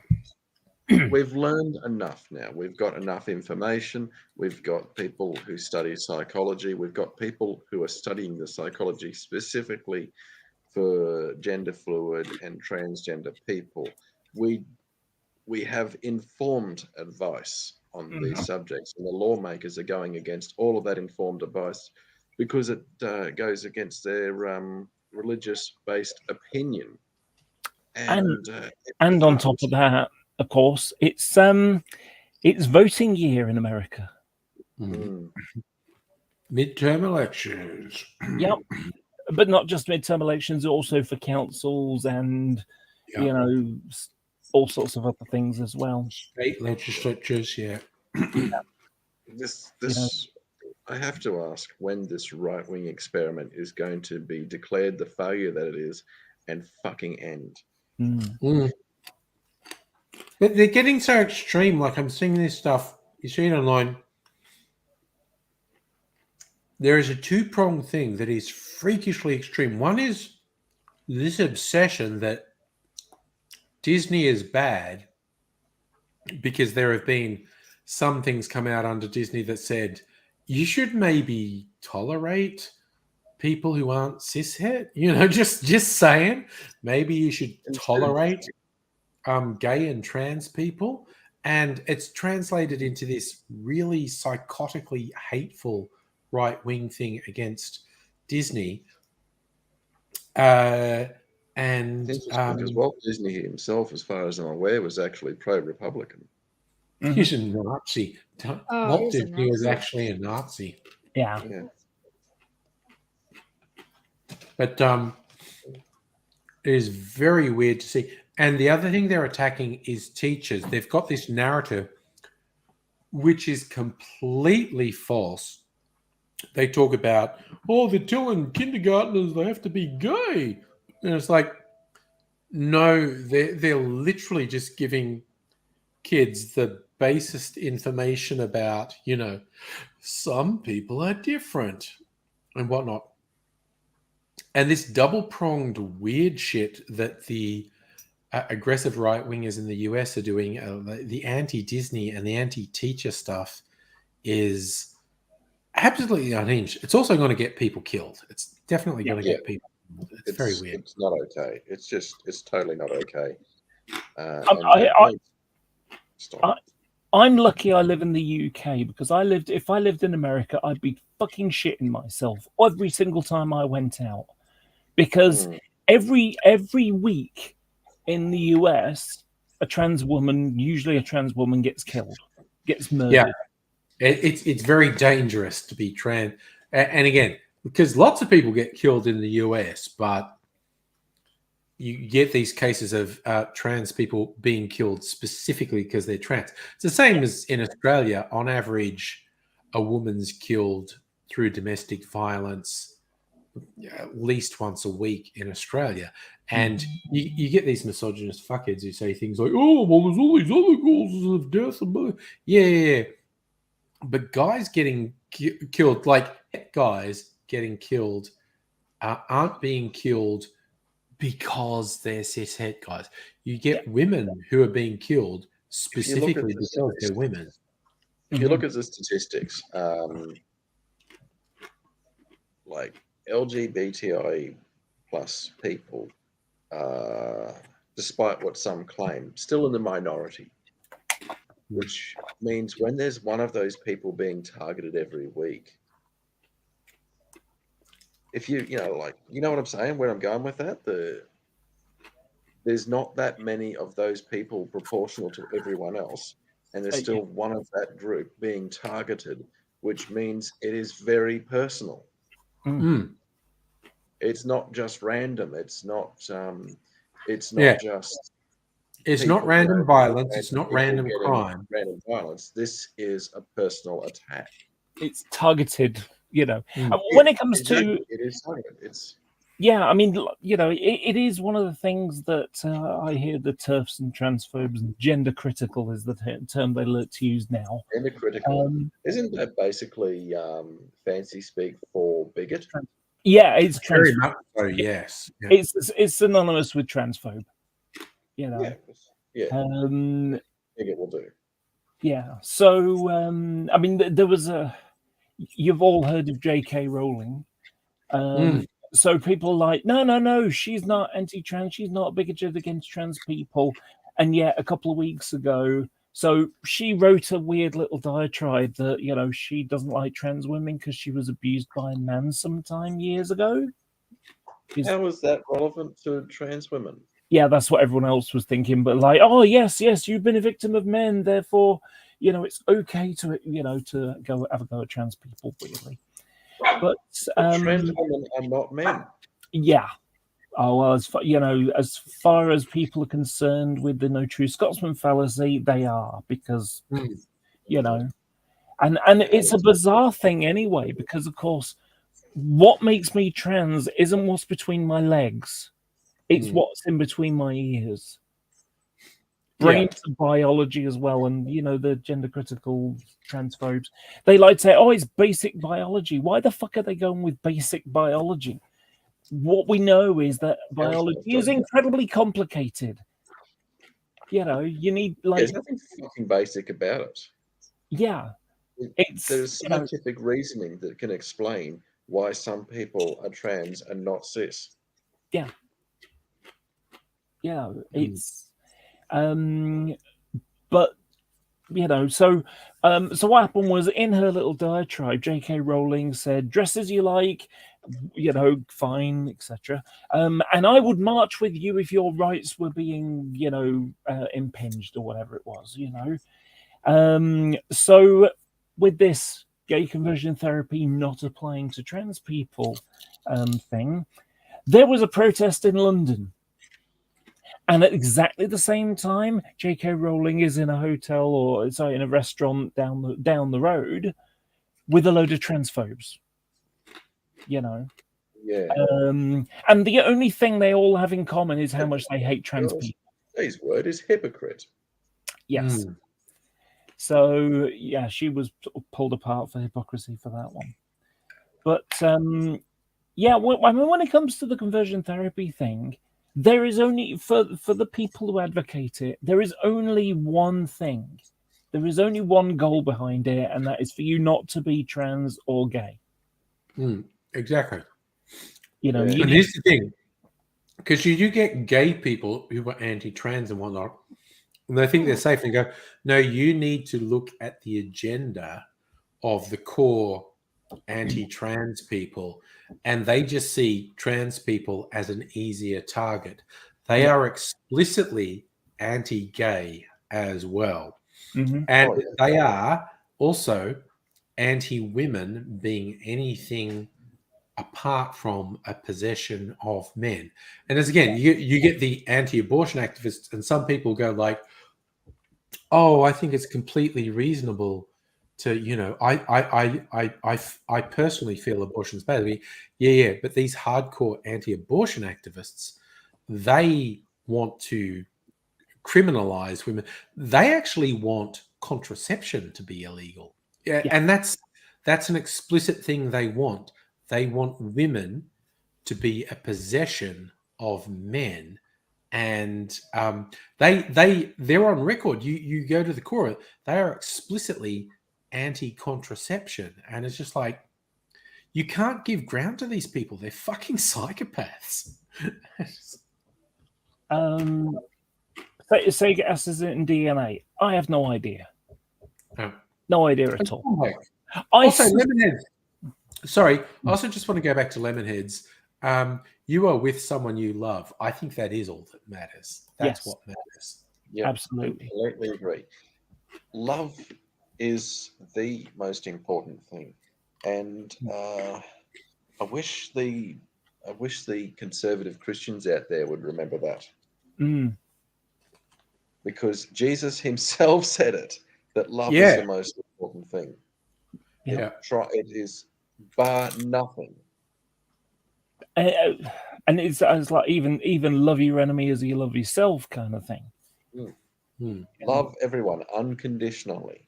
Now, if you are ridiculing somebody and making their life hard because they're the sexuality you don't agree with, I don't see how that can be considered loving. Again, it's always the cherry picking the Bible verses for them. Yep. And So I've always- manipulating Bible verses, because the Bible does not speak against homosexuality. It does not speak against No. gender transition. It just The doesn't. New Testament definitely doesn't. It doesn't that- matter. There's a question Every- about translations in the Old Testament. Every clobber text I can answer. Every one of them. There's only about 6 or so at the most anyway, and I can respond to every last one of them. Yep. You know, one of the things that always makes me chuckle about the street preachers when they start having a go at LGBT people, and I've said it many times here before as well, that those people. So Jesus said nothing against LGBT people, but had loads to say about adultery. Yeah. Loads. But you don't catch these guys hanging around at at divorce court. No, they used to. Some of them. I've never heard that happening, to be honest. Mind you, Well, the to a lesser extent. extremists do want to ban divorce. Oh yeah. You know, I We I need don't know. them the authority on morals. Yeah, I had a I said Scottish. this on the Oh, sorry. Churches Forum, actually. The Churches Forum, I put this on. The reason right-wingers keep talking about us on the left having an agenda, when we're just trying to achieve basic human rights for people, the reason they keep talking about agenda is they have an agenda. Their agenda is to dominate with their views. Mhm. So I also just want to answer Justin's question, because I live in the blue ribbon liberal area of Victoria. Do I intend to vote for independents? No, because those independents who are running against Liberal Party, they're actually Liberal Party people who think that the establishment Liberal Party people have abandoned their principles. I don't support the Liberal Party. So I would put both Labor and the Greens ahead of those independents. I would put those independents ahead of the Liberal Party, but I wouldn't vote for them. I would put Labor and Greens ahead of those independents, because those That's pretty independents much are actually Liberal Party people. That's pretty much how I plan my vote. Labour and Greens. Oh my God. I think that highly of the Labour Party or the Greens. I just think a lot less of their opponents. That's exactly where I am. Nobody. I'm not a huge advocate of the Greens. I'm not a huge advocate of the Labour Party. I just have absolute contempt for the LNP. And fucking, we can do worse than the Libs. Clive Palmer or Pauline fucking Hanson come to mind. Oh, yeah, they are actually Scott worse. Morrison's only redeeming feature is that he's not Peter Dutton, obviously, though. I mean, I saw this funny billboard today.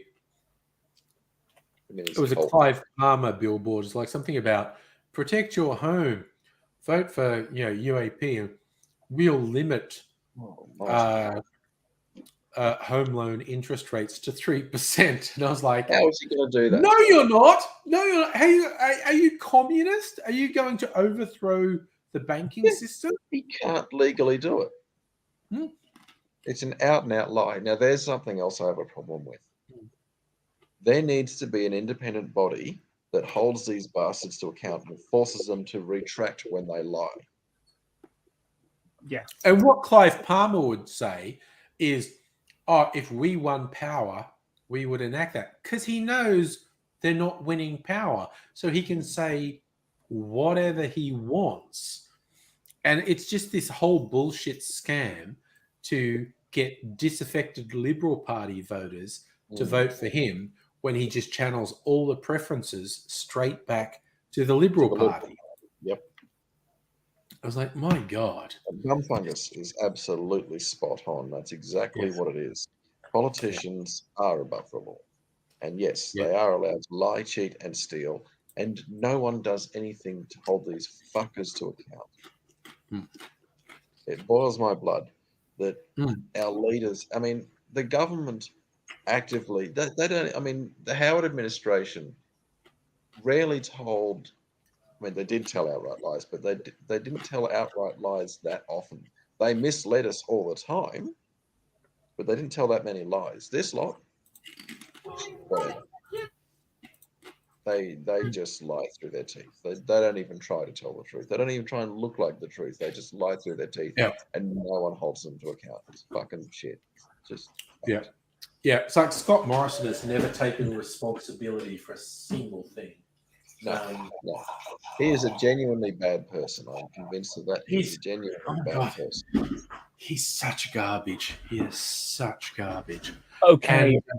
And, I have some joy for you. I've turned off the audio. But there's a bit of video. It's a short bit on Twitter.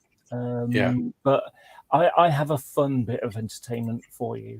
It's disappointing Nettie's not here because I think she would have enjoyed this as well. Screen sharing. Yeah, she's got a couple of things to take care of. Sorry, what is it? Okay, so what happened was the guy in black here is wearing a Conservatives rosette.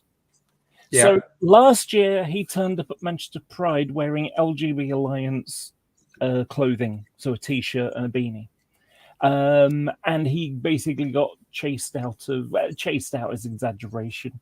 Basically, someone pinched his beanie, and when he protested, everyone started chanting "Trans lives matter, trans lives matter," and so he left of his own accord.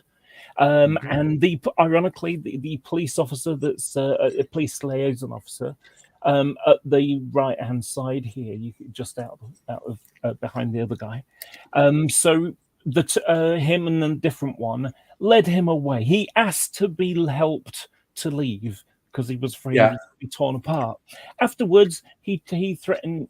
He basically made a complaint saying that he was it was police brutality against him, guiding him away.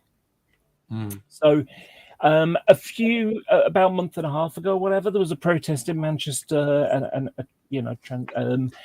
Women's Place, another transphobe group, were having a little meeting, and so a bunch of trans people basically protested peacefully outside.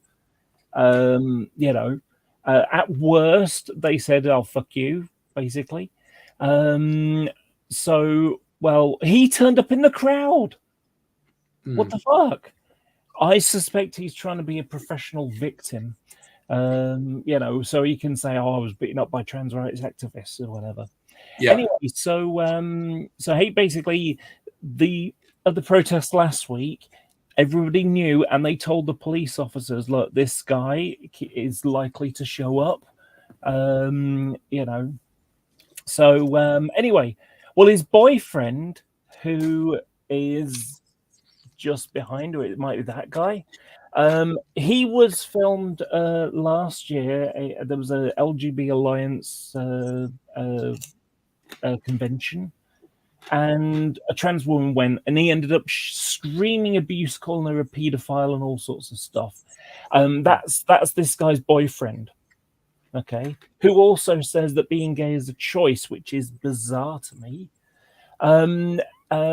Anyway, so yeah, most of the people like really, really, happy. I mean, that's actually me in the background there, but loads of good stuff being said and so on. So really nice people.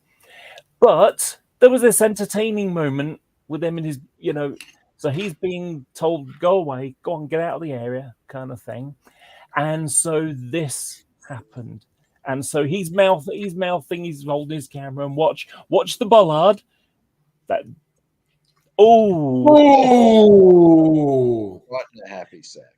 So yeah, it's like, Ooh,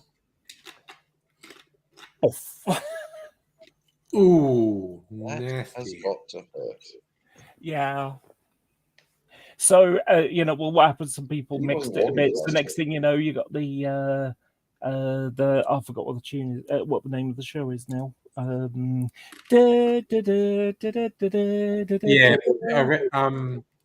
I was going to say Arrested Development, but that's wrong. It's the Larry David one. Yeah. Anyways, but I had a better idea. I thought about mixing it to the theme tune of The Sopranos, because that's what he's going to be singing for a little while after that.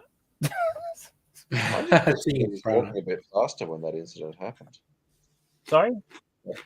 It'd been good if he'd just broken into a bit of a jog, gotten a bit of speed up. Yeah.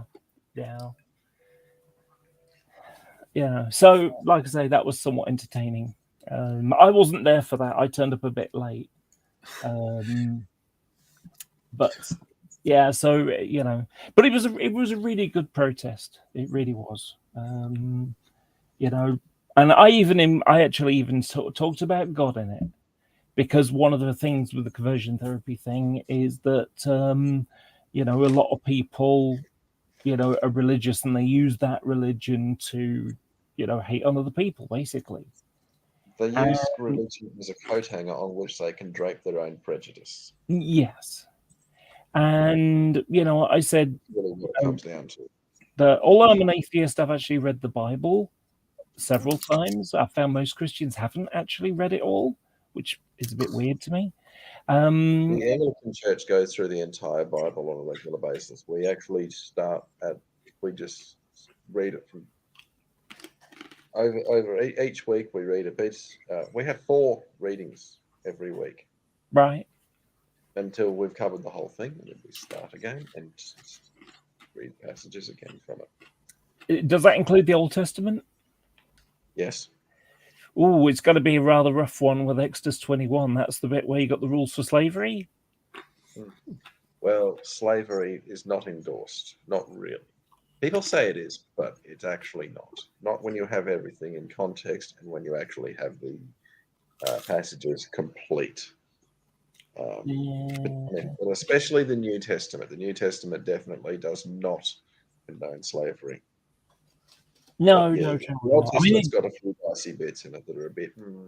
It acknowledges it. Mentions the Old Testament. People take stuff out of the Old Testament, and they take it out of context, and they use it to justify really shitty behavior, and they say it's God's law. There's a whole lot of Old Testament that has nothing to do with God's law.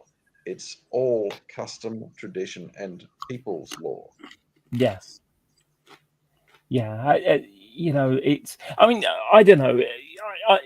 Even if we assume that, which is not really acceptable, but even if we assume that Moses was a real person who created the Mosaic law, Well, Um, here's something interesting for you. Mhm. I'm sure you're familiar with the passage when they were talking about divorce, and they were saying that, well, law of Moses says that a man can give his wife a certificate of divorce and leave her. Jesus says something very remarkable about that. mhm. He doesn't say God gave you that law because of this. He says Moses gave you that law because of the hardness of your hearts. Mm. So he's not attributing what Moses said to God. He's attributing what Moses said to Moses. Yeah. I actually don't. I think there's reasonable to suggest that Moses didn't actually exist at all, and it's just what the culture created for themselves. But I mean, I wasn't there. well, no. Yeah. But I mean, the thing about it is, some elements I can accept. I mean, let's take for example, you got the Ten Commandments. Now, if you ignore the first 5, I think it is, which is just subservience to God, which obviously I don't accept. But it's like, don't kill, don't go, have sex with your neighbor's wife or whatever, those sort of things. Don't steal, don't lie, those I sorts of think you can kind of summarize a lot of the commandments in the Bible with "Don't be a dick." yeah. I But mean, the thing about it really, is, on the overwhelming messages, "Don't be a dick."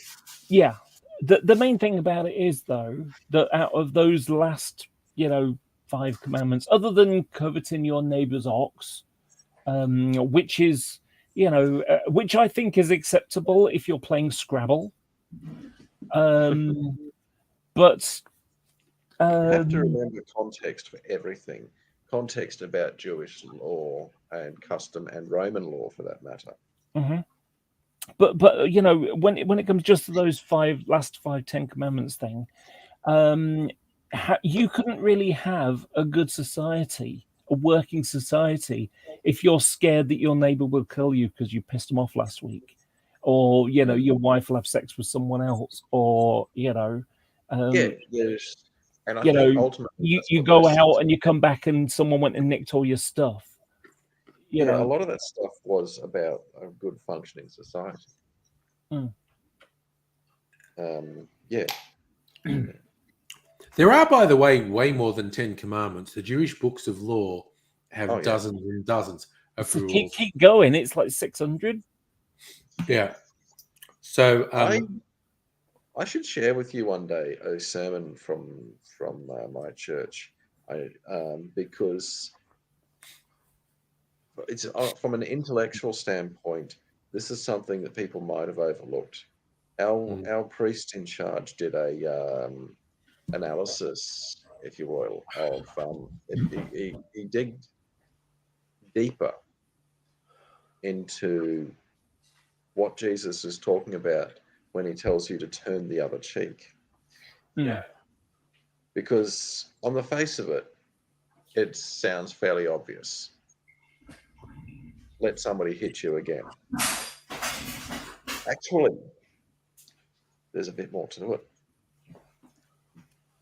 Because in that time, according to local law and custom, I think it might have been left hand or something. You slap somebody on the right cheek with your left hand, or was it the left cheek with your right? Anyway, open hand slap was perfectly fine to somebody who is considered lesser than you. But if you hit them with the other side, that was saying you were striking your equal, and that was an offense. Jesus was speaking in code and saying, offer them the other cheek and let them commit an offense. The authorities will get them. Jesus did Right. not. that's an interesting twist. Yeah. I like that. But there's It's also don't hit them back and everything. Offer them your other coat and whatever, and then let them walk off with it. They're committing a criminal offense. Mhm. The authorities will get them. There's another one as well, which is Jesus said along the lines of, if you look at a woman with lust, you've already committed adultery in your heart. And That was- people have tried to twist that in, or people have said, "Oh, well, that's saying don't lust after people." That's it's just- adultery. Looking at a woman with lust equals adultery, and it's like, no. That's not what it's saying. Of course, it's not. Well, I mean, let's just think about it realistically. Just as the first element, which is, I can't imagine a couple getting together without looking at each other with lust and thinking, "Oh, bet they're good in bed," or Yeah.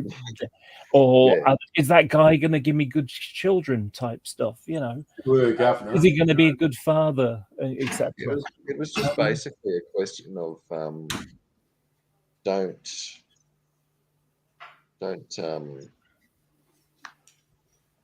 don't judge people too quickly. And Well, things like actually, that. it's a lot of things going on, but that's one of them. but again, it comes down to customs. The custom at the time, they had Yes.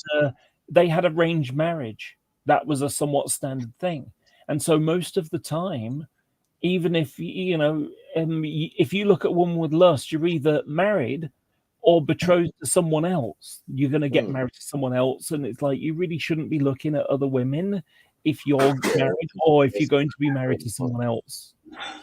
That's a betrayal of either your promise to your wife, or it's a promise that your parents made to some other family or whatever. So, yeah.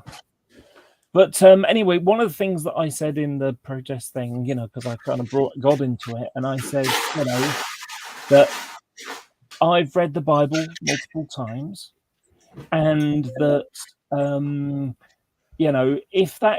if your God is a loving God, the Christian God is a loving God, as people claim, then that God knows and is omniscient, so knows exactly who you are, what you're about, knows the future or whatever.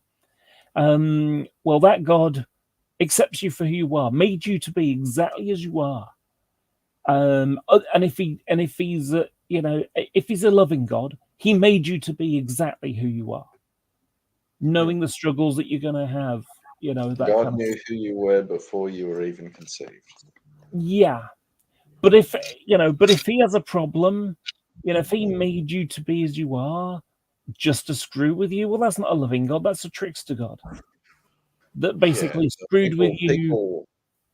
People keep trying to put God in some little box, and we personify things. We do this a lot. We personify things in our own image.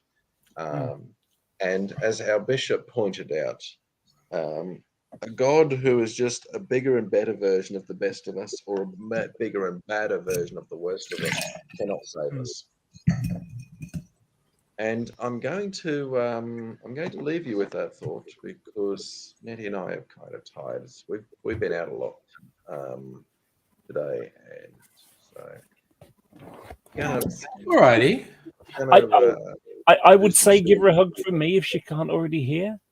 Hang on, that is you can hear. Okay, I was gonna say give her a kiss from me, but unfortunately that would be creepy given how you. It'd be a bit weird, but I'll give her a kiss for me. Yeah, that's fair. That's fair. Not Thumbs up came up for that. That's okay. it would be like give her a kiss from me, not that kind of kiss. No. Ooh, matron. Okay. Bye. See you later. See y'all. That was so cute, the little hand coming up. I like that. So anyway, I was going to say about that guy who his boyfriend walked into the bollard. Sorry, that nearly came out your nose. Sorry, shouldn't have said it, drinking. Anyway, so he's standing for election, and so he stood in the local elections a year ago. Yeah, and I have the results of that election. I cut and pasted them. I'm screen sharing for you. So he's the last one. He got beaten by the Greens. Okay. That guy actually stood as a conservative. My God. He did, yeah. He stands as a conservative. That's really embarrassing to be in a major party and get that few votes. The thing is, one of the things that happens with there are certain douchebags who want to be elected, and there are safe seats, and there are so there Yeah. are safe seats for your party, and there are you haven't got a fucking chance seats Yeah. that others hold. So Labour have been Labour there for the last 80 years. Mm. So the chances of you getting in, even at local elections, isn't going to happen. And so, you want to stand in that area? Well, all you've got to do is pay your deposit. And if you get 10% of the vote or whatever it is, you get your deposit back. He can't even get 10%. If you look, you can see it's 8%. No, that's less than 10% of the vote right there. Yeah. So what happened was that Labour have had a bit of a problem with anti-Semitism with them. And so one local councillor quit because of it. And so they they had a by-election. And so in the by-election that happened last year, he got 66 votes. 3.2%. Oh, my word. It's like he's dropped 5.8%, so from... and he was going down as it was. So it's and he's standing... He's standing for election again this time. And again, I think the phrase "haven't got a hope in hell." Yeah. So, yeah, it's kind of entertaining. Yeah. So Safa's asking what's a Liberal Democrat. Safa, in the UK, the Liberal Democrats are a group. They're trying to basically be a third party. They're trying to subvert the two-party dominance and saying, no, there is a viable third party. Yeah. And I don't know, it's questionable whether they will ever be actual viable. At one point, they did actually have a minority coalition with the Tories. And then their vote plummeted the next election because people who voted for them said, no, I really fucking don't like the Tories. Why did you side with the Tories? Basically, I don't know, the Liberal Democrats, Laura, you correct me if I'm wrong, but I feel like the Liberal Democrats were trying to pitch themselves as a progressive alternative to Labour. They weren't really an alternative to the Tories. They were an alternative to Labour. Yeah, I mean, effectively, they're somewhere in between. They're like, obviously their history goes back because Labour, especially in the 70s, has a lot, they have a lot of union support and stuff like that. So, they've got a chunk of the old sort of Trotskyists and, very have a lot of socialism in them, whereas the Lib Dems are a little bit less of that. They're still quite moral, and but unfortunately they kind of screwed everything up for themselves several years ago in 2010 because the Conservatives couldn't get a majority in Parliament, so they chatted with the Lib Dems. And they basically became a coalition, which is the first time we've had one of those in a long time. Certainly in my memory, because I grew up with Thatcher. And,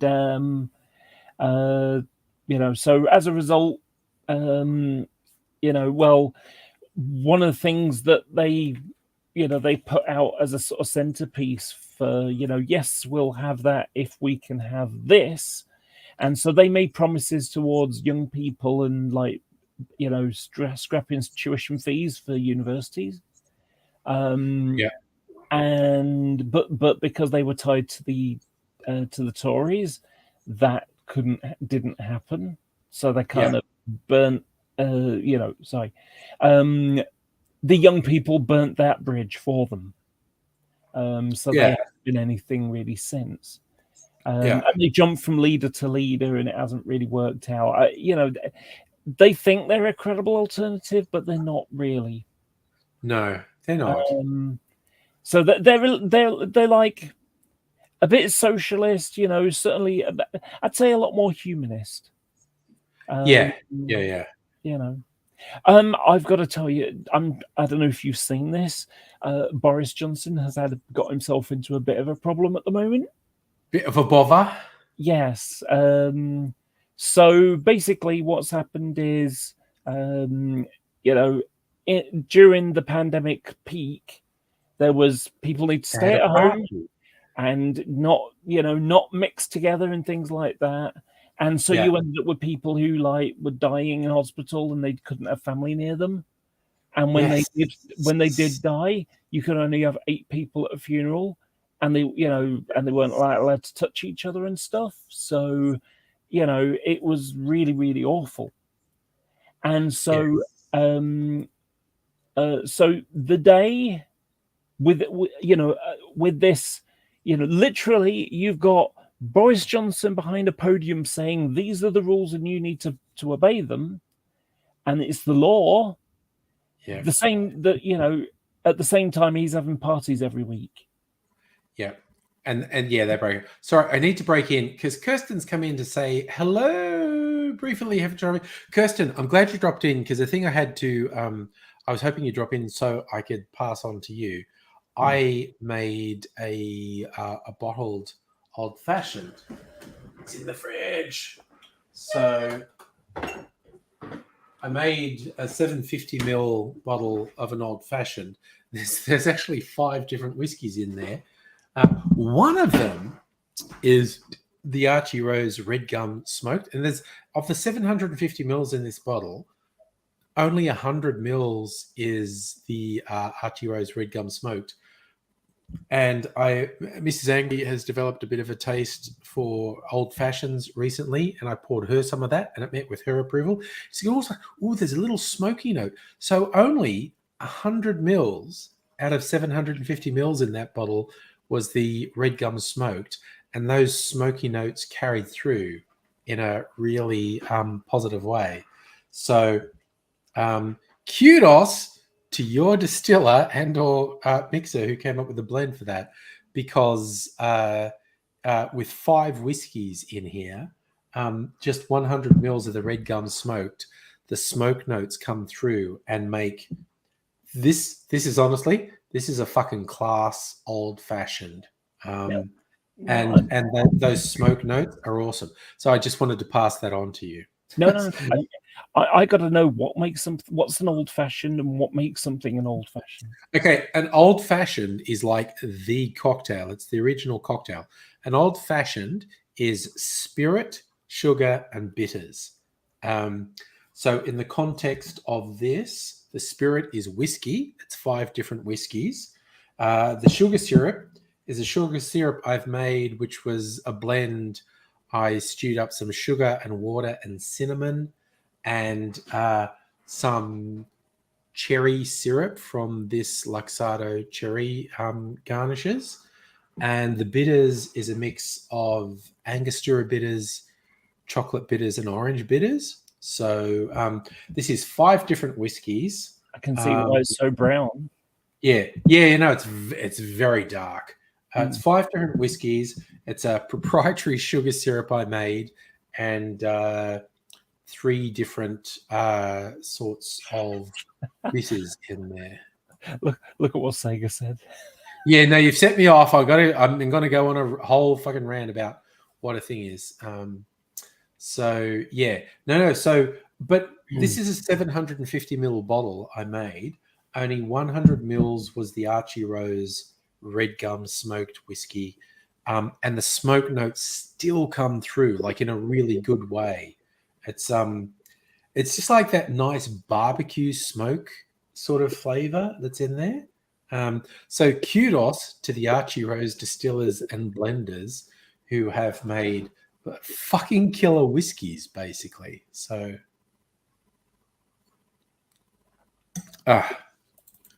so yeah, I just thought I hadn't made an old fashioned in a bottle for a while, and I just made a blend. I tasted it and I adjusted it, and got Mrs. Angry. Oh, see, Safa, smoked ham. Smoked ham is a very similar process. You using the wood smoke to cure a ham. And when you get a smoky whiskey, it's actually really similar to the notes you're getting in a smoked ham. Funnily enough, I smoked fish this week. There you go. That's another one. Kippers and whatnot. But Kirsten saying liquid to 36 whiskey blend, like did for the Distillers Conference. You could taste the chocolate malt note from your whiskey. Nice.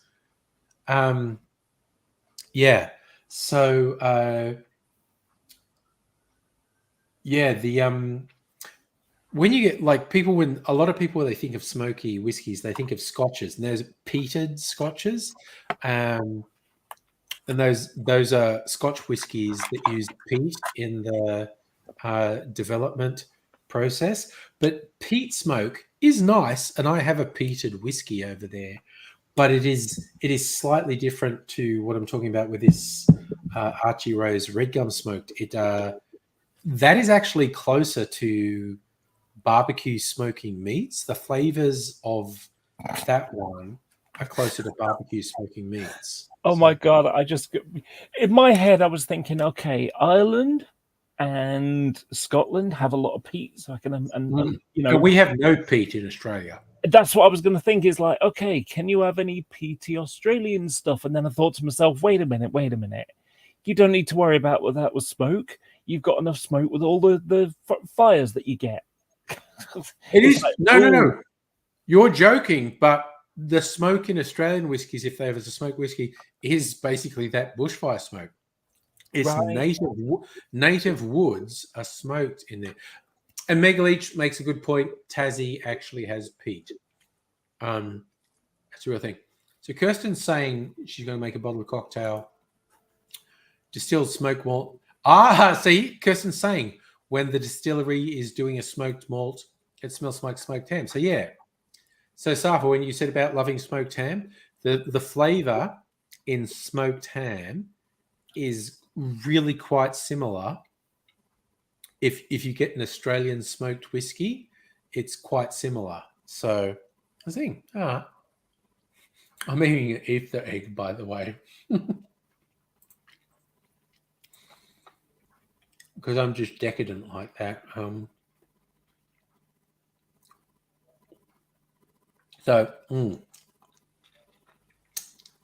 Safa, another fun one, if you like ham, pork things,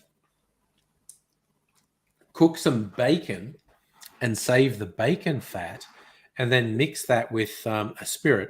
Whiskey's a popular one.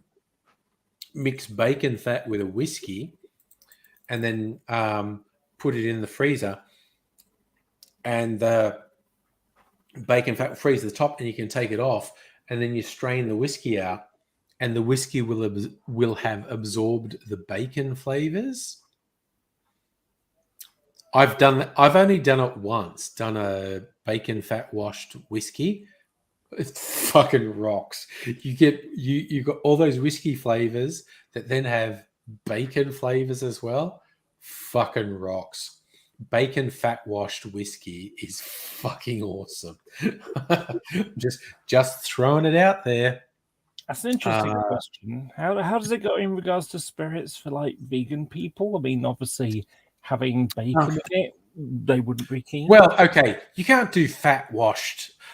You can't do bacon fat washed spirit for vegans, but if you get a spirit that is vegan, you can fat wash it with something like olive oil or coconut oil, and then the spirit will take on the flavors of the olive oil or the coconut oil.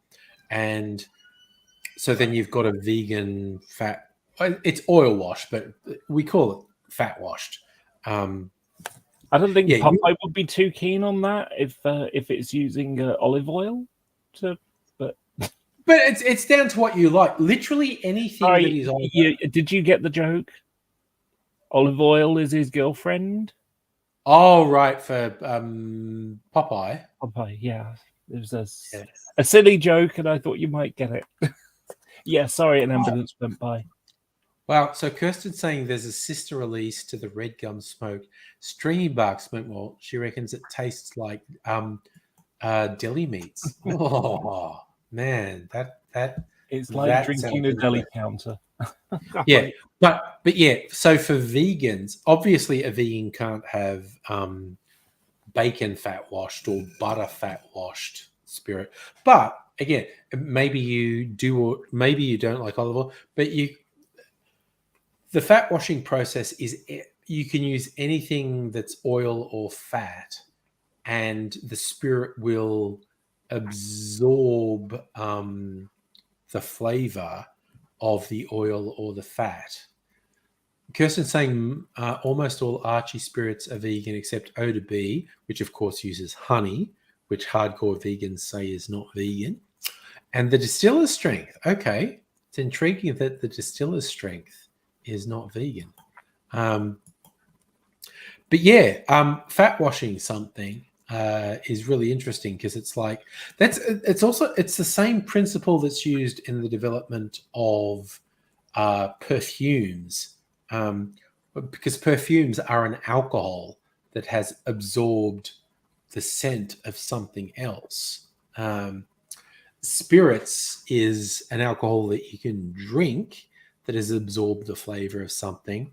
Perfumes are an alcohol that you put on your skin that has absorbed the flavor of something else. So it's somewhat linked. Perfumes and spirits is what I'm saying.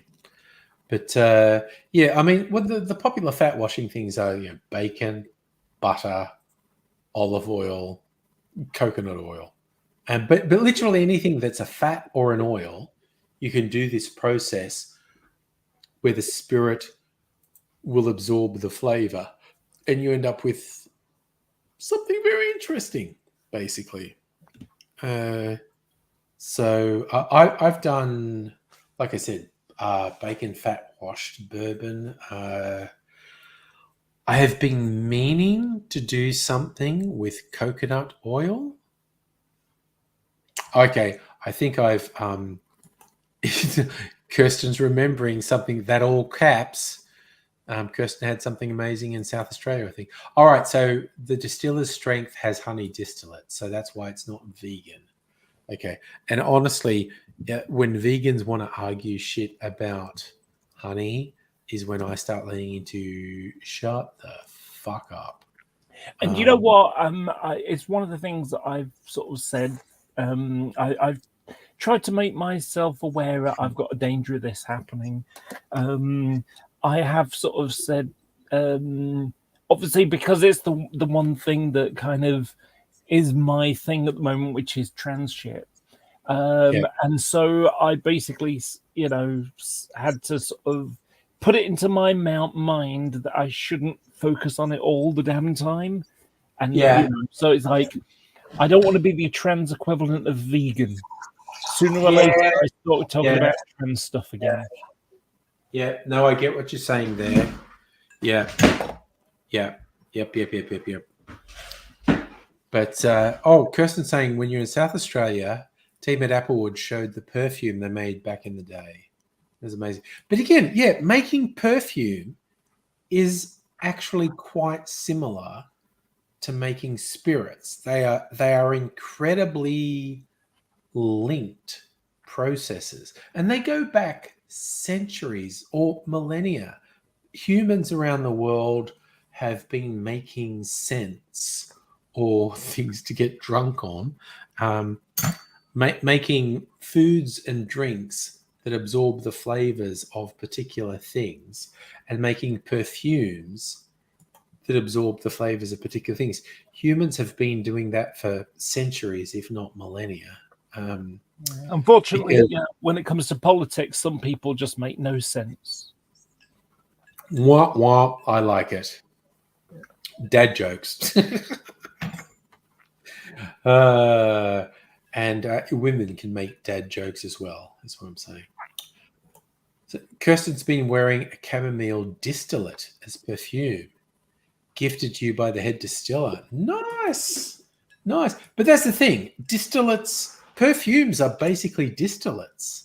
And that's the joke that in Australia, it's illegal to distill alcohol without a license. So if you have if you have distilling equipment, it would be illegal to make alcohol with it. So there are various outlets who sell distilling equipment, and they go, it's for making perfume or distilled water. Because if they marketed it to make your own hooch at home, that would be illegal. But to make perfume or distilled water, that's legal. So when they sell distilling equipment, they go, this is to make perfume or distilled water. It's not to make distilled alcohol, because that would be illegal. Yeah. There's I forgot what you call it now. It's a process of putting plants in heating, to help them grow. I can't remember what it's called. Hydroponics, or Could be hydroponics. Anyway, it was amusing to me how often you'd find shops that sell those sorts of things in I suppose you could call it the hippie mall. Yeah. No, it's obviously for growing weed. Yes. And but they can't sell it on the basis of this is for growing weed. Yeah. Because that's illegal. So you get grow lights and hydroponic setups, and you can't say it's for growing weed because that would be illegal. But it's kind of obviously for growing weed. So I'm doing a little bit of origami here from the White Possum Distillery. They give a thing, it tells you how to fold this square of paper. Step 6, step 7, step 8. So step 9 is this way. Oh yeah. And then I've got that's my little possum origami. Nice. Cute. So yes, these sorry, I don't want to lift the barrels up. So my barrels there, they all come from the White Possum Distillery. And I have a couple of liqueurs from White Possum. I have a new make spirit from White Possum. And I have various things aging in those barrels. And yes, Strictly Sega, it's like shops selling bongs for decorations. Kirsten, your granddad got questioned by the cops because he has a hydro set up. But he was for real only growing tomatoes, because tomatoes are so fucking similar to cannabis, quite honestly. The leaves look similar. And so one of the things that is a bit of, I suppose you could say, a plague almost. Almost every week you see police broke into a house because that was a cannabis farm. yes. So basically, every room is full of just weed everywhere, cannabis plants everywhere. In the loft, in the kitchen, in bedrooms, everywhere. And often they've gone and rigged the electric because they're thirsty, so they bypass the meter. Yes. And so one of the things that they can do is, so they're, the easy one is someone reports there's a strong smell of weed coming from the house next door. So that's the first layer. Second layer is they've basically wandered around with, like if it's suspect, then they'll just use a heat sensitive camera, and so they can tell. Oh, the roof of that house is looking rather, and the walls and everything. There's a lot of heat energy coming out of that compared to all the other houses there. And nowadays they've even got the police helicopter, which has an infrared camera, which, on its way back from going to a call out, they'll sort of look down and see if there's any roofs that look a bit on the warm side. So, pink blooms, yeah. I saw this hilarious photo, and it was in the UK. It was in the UK in winter. It's a whole street of houses where all the houses had snow on their roof. And this one house that had all its windows blacked out had no snow on the roof, and it's because there was grow lights in the attic, which was melting the snow, and it was and the people, they thought they were so fucking clever because they blacked out the windows so no one would see the grow lights. But it was the one house on the street with no snow on the roof. It was so obvious they were growing weed in this house. It was fucking hilarious. But, it kind of reminds me of there were a story in America where some guys put out flyers in the local area saying, "Yeah, we're selling cannabis up the road," and it was still illegal then. Which just like, and then they got upset that they got arrested, and they thought that was unfair. And it's like, you posted flyers. It's illegal, dude. But it's kind of like you get these. I've put up with these fuckwits on the internet for the last couple of decades. They'll be like, "Yeah, no, the feds can't get me, man, because I've got all these firewalls and everything's obscured and they don't know what I'm doing." I go, dude, you're the house with the blacked out windows and no snow on the roof, because there's 1,000 normal internet users and their internet use is like this, and the government can monitor what websites they're going to. And then there's you, and your internet use is here, and you are blocking the government from seeing what websites you're on.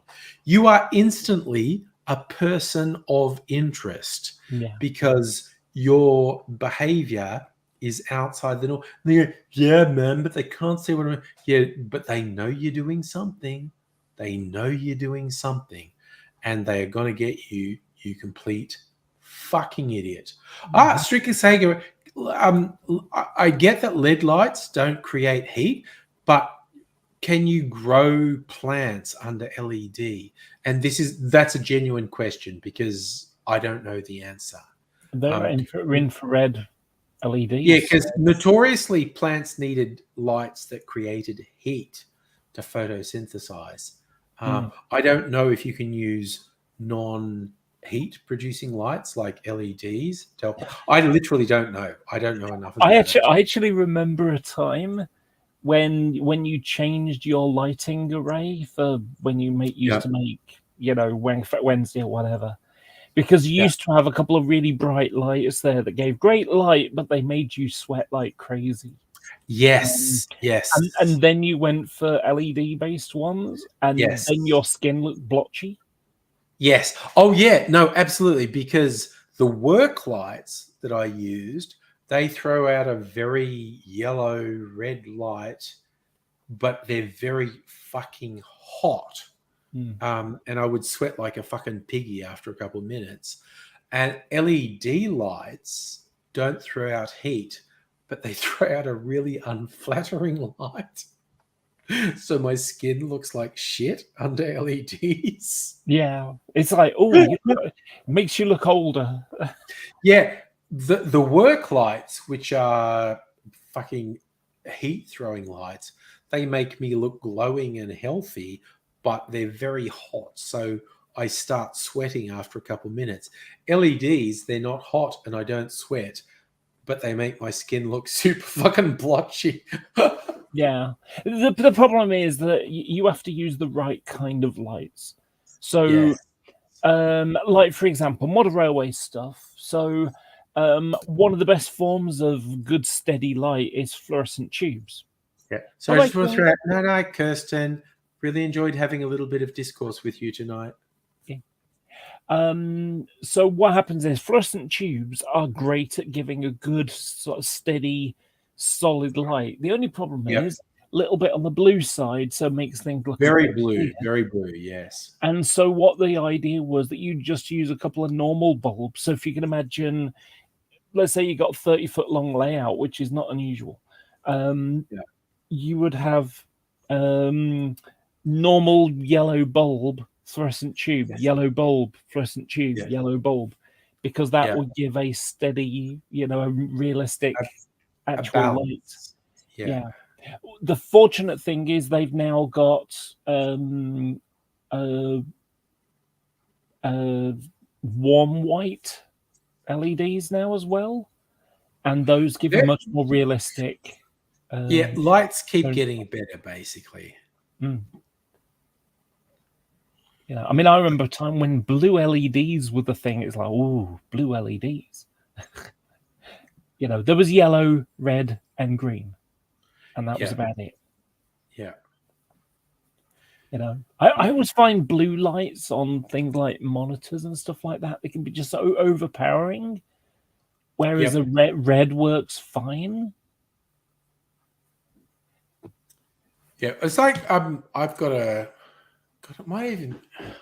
Sorry, if I do this, you can see that's my LED ring light there, and I've actually got some It came with orange filters because the ring light without filters is a bit harsh. They actually gave me 2 filters. One is just one that diffuses the LED but doesn't change the color, so it's less harsh. And the other one is an orange filter, which is the one I use most of the time because LEDs, again, tend to make your skin look blotchy.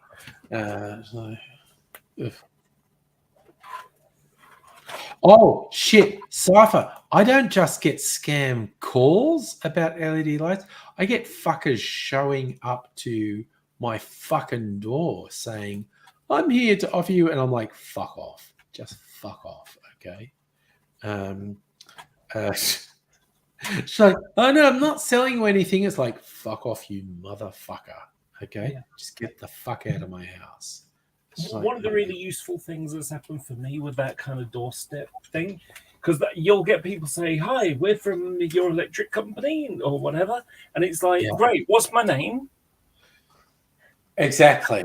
And of course, if they're from my phone company or whatever, they will know my name. Whereas if they're just some chancer hoping that I might, get them a doorstep sale, then they won't.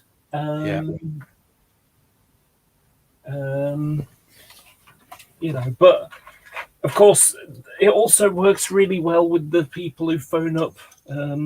So the phone calling type, because of course I changed my name, and so for example, my a lot of these scam calls of certain things, they came because the phone company, all their customer service stuff is all through India or wherever. Yeah. And what happened was some Indian person basically took the, took a copy of all the customers and their email addresses and phone numbers, and went and sold it to scam calling, or whatever. Yeah. My favorite thing to do when someone calls up and goes, hello, I'm calling from Microsoft. You have a virus on your computer.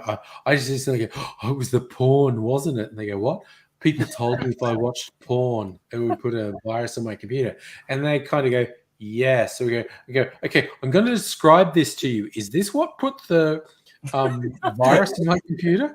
And then I go to the Wikipedia description of 2 Girls, 1 Cup and said, okay, I watched this video where this, and she just started going through the verbal description on Wikipedia of 2 Girls, 1 Cup and see how long it takes them to hang up. Yeah. I was just like, oh my God, Jesus. Whenever I get the ones from Microsoft, it's like, don't think you are because I'm using Linux. Yeah, exactly. So what's Strictly Sega saying? You try to shame them, feel terrible afterwards, want them to remember you, quit their job. I actually had 3 of these phone calls, because it's the Amazon or Visa now is the new one. Oh, yes. Yeah. And it's like, so it's like, you can just hang up because it starts off with a robotic voice. Yes. And you can just hang up. But me, I will just, wait and then press the number 1 or number 2, depending on what they want. And, and so I'll then say, sometimes I'll just say, no, it isn't. You're a liar. You're a scammer. You're a thief. Fuck off. Yeah. I love this one. Like Saf's mentioning, there are some YouTube channels, the anti-scams. These guys who are scary fucking hackers, like they're Yeah. scary talented. They go, okay, I am taking it personally that there are these scammers fucking people over, and they hack into the systems in these scam centers, and then they start talking to these scammers on the phone. And there's this one guy in particular who specializes in doing this old lady voice. So he can keep them on the phone for ages because it's like, yeah, an old lady's susceptible and she's got money. And then he will just say, after keeping them on the phone for ages, he's been busily hacking their systems, and he's hacked into their laptops in the scam center. And then he starts showing them photos from their own hard drive, and he shows them photos from their own webcam on their laptop, and they're like, what the fuck? And then he just starts saying, I'm gonna fuck you up. And they're like, no, please don't. It's like it can be very satisfying watching these scam buster videos on YouTube, because there are these really motivated, incredibly competent hackers who just fuck up these scam centers. And it's just like, and also there's this one guy who speaks Hindi. He's a white American guy who fucking speaks Hindi, and he'll go to these, and of course there are a whole multitude of languages in India, but he gets a call center where they're speaking Hindi, and then he ends up just telling them, I know what you're saying. You just said X, Y, Z. And the guys in these call centers fucking freak out. Yeah. And it's like, yeah, no, an actual talented hacker has targeted you and you're in trouble now. And it's just like, woo, okay. Yeah.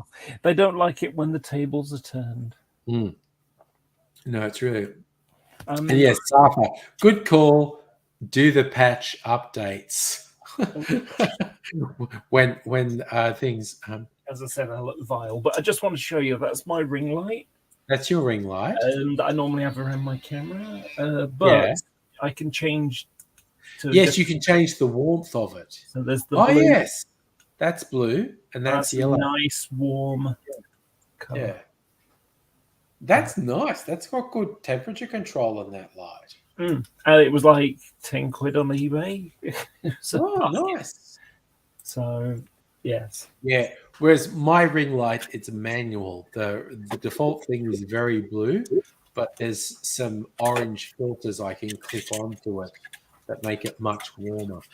So if I'm using that... If you were still making videos like that, I would have suggested, doing it a different way, as well as having basically a wall full of, full of LEDs, because that will give you a good all-round thing, and have some white and some yellow LEDs in there to keep With that one, if I'm using it, I usually bounce it. I usually bounce it off a wall or the ceiling, so it's not as harsh, but you get a more diffuse orange-yellow light, which is a bit better for flesh tones, basically. Yeah. When I build my layout, I'm going to have a crisscross of, those LED ribbons, but the ones that have multicolors of them. Because one of the things that I want to do is add some extra effects in there. So I want to have some ultraviolet in there, so I can have like a stormy night or whatever. Yeah. And like I'm even going to get myself a fog machine and just have, just drop a bit of fog every now and again, so it looks like a foggy day, and the trains are peering through the gloom.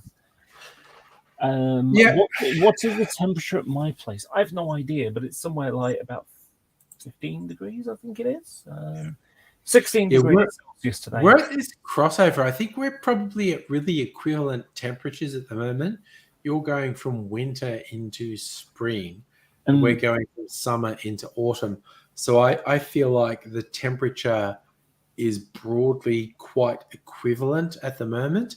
But in the coming months, you're going to move into warmer temperatures, and we're going to move into colder temperatures. So we're going to diverge more in the next couple of months. Yeah. Safa saying it's 18 Celsius in Oslo. That is That's warm. That's for Oslo. That feels warm. Yeah. We've got a couple. So when you look at the is it the barometric pressure or whatever it is, where it's got high pressure, low pressure. Yeah. When you get the lines together, close together, that tends to bring colder air. Yeah. It moves the air. And at the moment, the way the wind is, it's pulling it from Oslo and that kind of part of the world. So it's keeping the UK is a little bit cool at the moment. Most of the time, the weather comes off the Atlantic. Yeah. So when we get like really bad rain and things like that, sort of the end of the summer, it's often because the hurricanes off Florida and whatever get, they eventually get beyond that way and they start heading towards Europe. Yeah. And so we'll get the after effects of what's it there, and then we got storms. And storms aren't just like what you normally think of. It's just like the difference between a storm and a hurricane is where it starts. Yeah. So if it starts in, sort of like the Americas, then it'll be a hurricane. If it starts off the coast of Africa, then it's a storm. Yeah. But the effects that you get can still be the same. Yeah. Well, we've got three key influences of weather in Melbourne, Victoria generally. Like to the south is Antarctica. So if the dominant weather pattern's coming up from the south, it's going to be cold. Then we get the east coast of Australia. So from the north, the tropical north, you can get tropical storms or whatever moving down there. And then from the inland part, so the northeast is sort of tropical storms and whatnot. Northwest is the desert. So Melbourne, the dominant weather pattern might be from the desert, or it might be from the tropics, or it might be from Antarctica. It depends on which way the wind's blowing and whatnot. And that's why the weather here is so volatile, because we have these three extremely different weather patterns that can be influencing here. It can be the tropics, or it can be Antarctica, or it can be the fucking desert. So I saw something. Someone point. Where we anthropomorphize things. So yes. I saw this. It's just a picture of Australia. I'm sharing it with you. And it's like Australia is a puking cat. There's the ear, and it's sort of down. There's the nose and the mouth. So basically, Tasmania is the vomit. Okay, I didn't want to say it, but yes.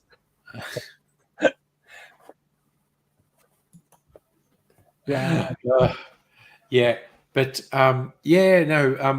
apparently Victoria and Melbourne is a great place to send meteorologists in training, because it's incredibly difficult to interpret all the data and extrapolate to what the weather's going to be. Because like I said, we have these three incredibly disparate weather patterns, and it's down to barometric pressure, wind direction, and all these things. What's going to dominate? Is it going to be the stuff that's coming from the tropical north down the east coast? Is it going to be from the desert, which is to the west? Or is it going to be from Antarctica, which is to the south? Because these three incredibly different weather patterns basically fight each other over Melbourne. So if they want to train someone in meteorology, they send them to Melbourne and say, okay, interpret this data. What is going to happen? Yeah. This one, Laura. So this is the UK, or this is Wales, and that looks like a pig's head to me. There's the ears, the nose, the mouth. It's a pig's head. Yeah. Now, where I live has a reputation of being rainy, and it is. It's 54% of the time it rains in Manchester. Yeah. Not, there's bits of Scotland where it rains a lot as well. So it's, but what happened, and the reason why it rains in Manchester, because so all the way from the peaks in the south and curving around here, these are the Pennines. This is the Pennines here, and then it turns into the peaks sort of down here. So what happens is most of the time, the weather from the UK comes from the east. Comes from the west heading east, and it brings the warmer weather. And so, what happens is the reason why it rains so much is because the rain, the heat turns the sea into clouds, basically. And then when it gets to the hills, which are surrounding Manchester, so whichever direction it's coming from, when it's heading east, as it usually does, it gets to the Pennines, it's thinking, hey, you think I'm getting over that with all this in me? No way. And it dumps here. But it's also the reason why we don't get much snow in Manchester. Because when the snowy weather comes, it's coming from Siberia and, sort of Scandinavia. Yeah. And so what happens is it gets to the other side of the Pennines. You can see they're tall. They run all the way. When they come from the other side of the Pennines, they dump all the snow in Yorkshire. Yeah. And the only way that Manchester really gets snow is if it's really, really strong. So it's so strong that it went over the hills as well, or it curls around and comes in from the west a bit. And so I find the weather quite interesting. I can't say I'm like a big scholar in anything. Where is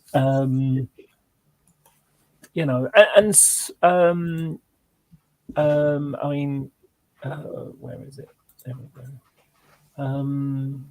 So one of the things that I watch, there's a website called Flight Radar 24, and I watch it quite a lot. Now at the moment, I'm sharing again for you. At the moment, I've been watching Eastern Europe because you can see there's a lot of military aircraft sort of watching the borders. Because of course Belarus and Ukraine and Russia, there's no air traffic over the war zone.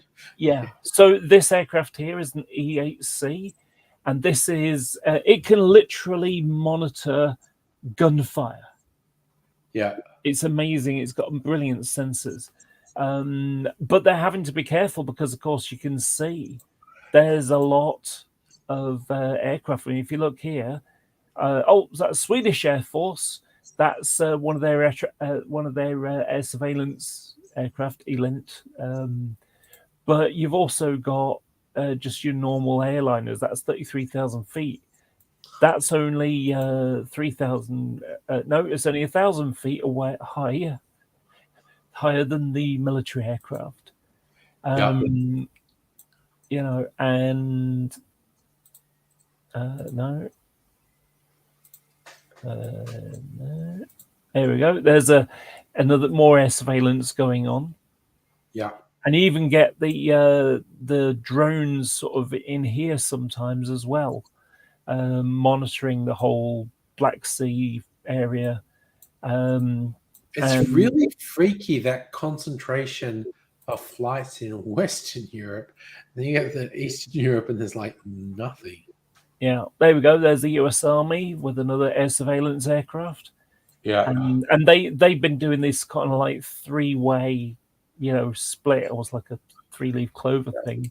That one's only just started. You can see it took off at 11:56, and it's flown all the way from sort of Frankfurt area.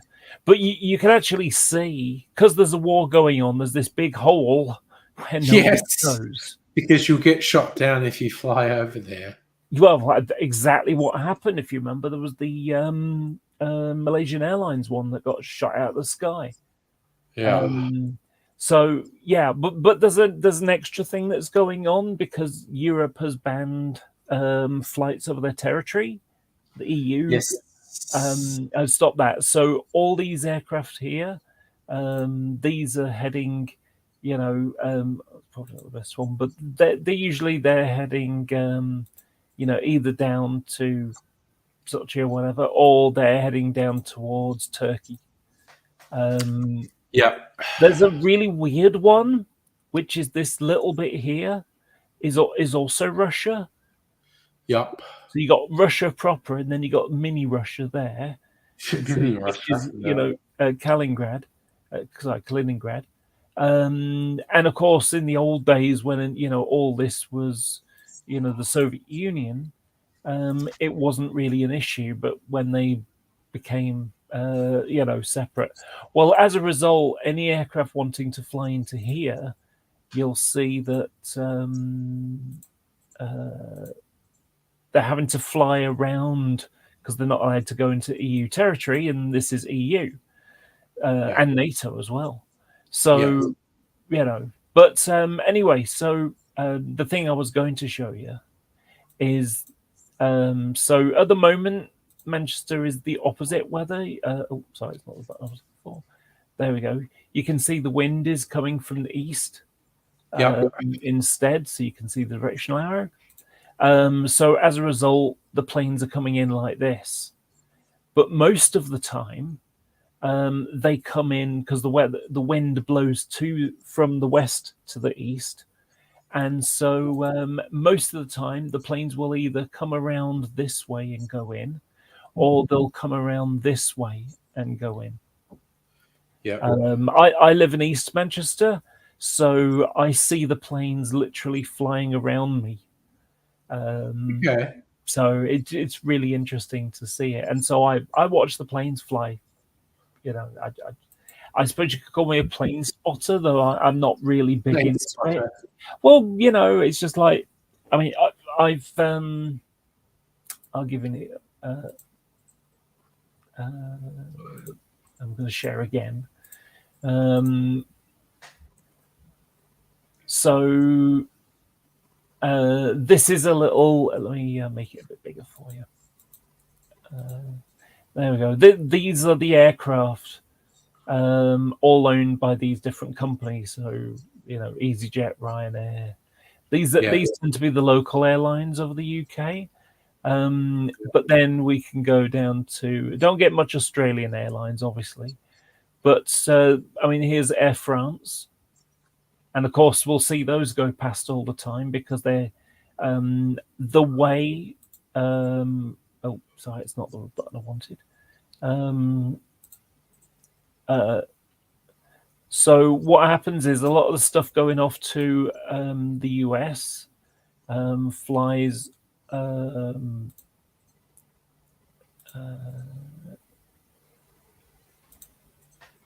So these will either fly over my area, because there's two ways you can see. Look, there's two ways across the Atlantic.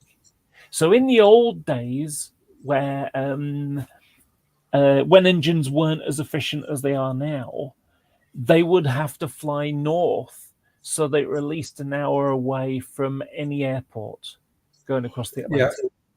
And you'll notice that there's a curve, and that's because the Earth isn't flat, unlike what those stupid idiot people were. Yes. Okay.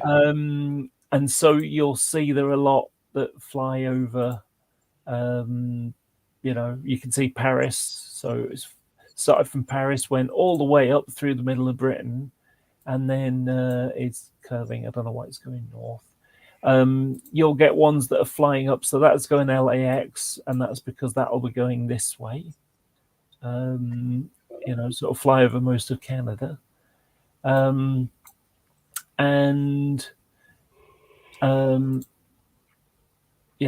the blue aircraft, those are the ones that haven't been calling as such. It's off the zone. You can see how there's a bit of pink here, but of course, this is where the aircraft transmit signals with the transponder. and it tells them their speed and course and altitude. That's generally what it does. You get other bits as well, but that's the basics. And so that's what the air traffic controllers use to figure out where everything's going, what its name is, etc. So, for example, if I click on this American Airlines, that's American Airlines 109. So they would be called like American 109. Change course or change altitude to 32,000 feet. Course of whatever direction. And this website will tell you it's currently at 34,000 feet, going at 284 degrees. And it's 521 knots, which is about 530 miles per hour.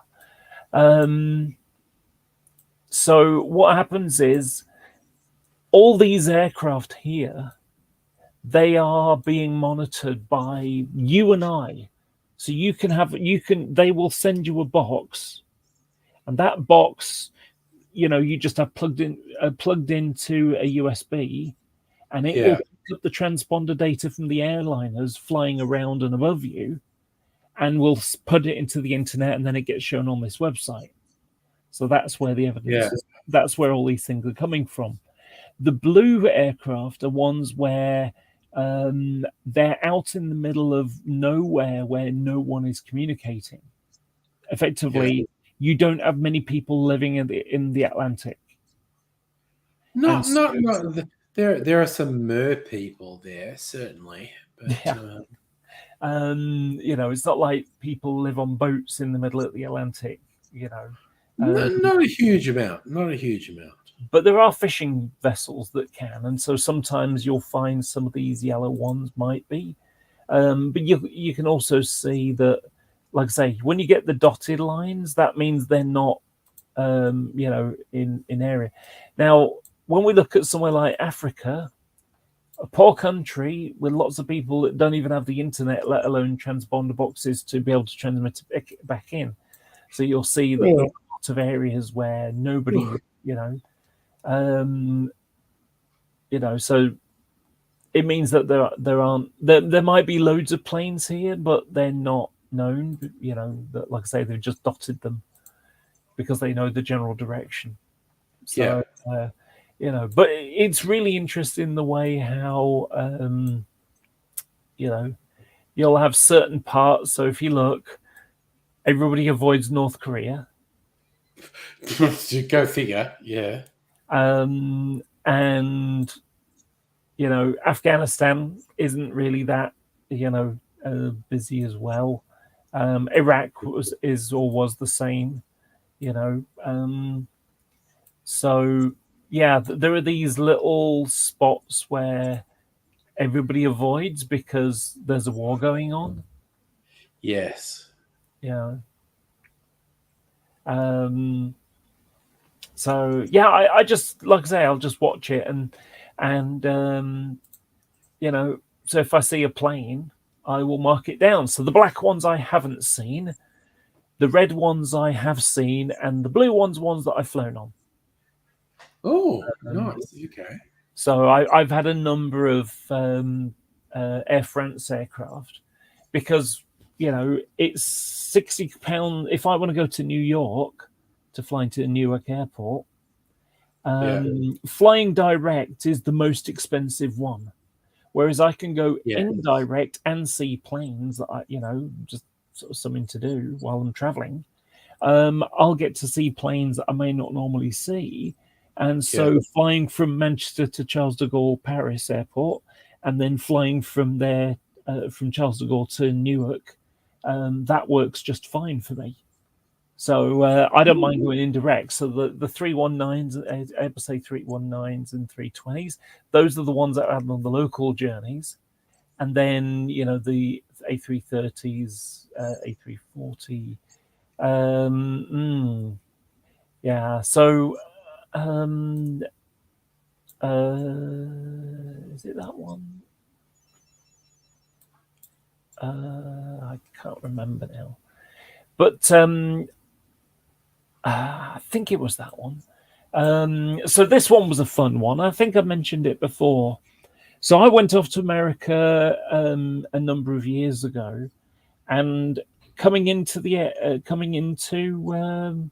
Newark Airport in the US, it was really, really bumpy, and I was feeling quite travel sick. And eventually they landed. That same plane 6 months later, 9 months later, whatever it was, the bottom Atlantic, because that was Air France 447. That was the one that disappeared off of Brazil. Yes. And what happened was that the pitot tubes, which are like little pressure sensing pressure sensors, so it can detect what speed it's going. Well, what happened was it managed to get full of ice. And so because it didn't get the data, it turned off the autopilot. And the pilots kind of got confused, and they ended up thinking that they were falling, but they weren't. And so they kept pulling the nose up, and so they ended up stalling the plane. It fell out of the sky. Yes, it got up too much. You saw, So, oh gosh, how much did that US trip cost me? Not a lot at the time. I am very, very, very good I'm good at finding cheap flights.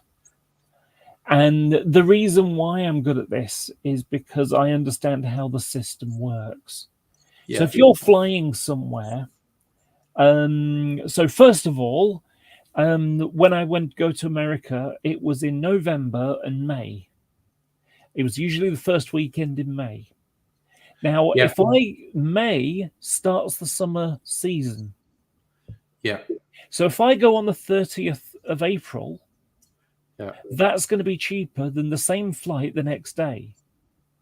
Of course, because there's a cutoff at some point, yes. Yeah, so it's basically, this is the summer season, now the prices are going to be more expensive. Holidays, time, so America, 4th of July, people want to go home for the 4th of July, flight prices will be more expensive. In the summer when kids are off holiday, flight prices are more expensive.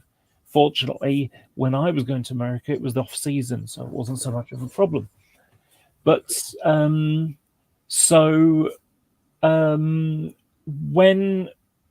what happens is, imagine you've got a plane, and what happens is you've got, let's say, 200 seats.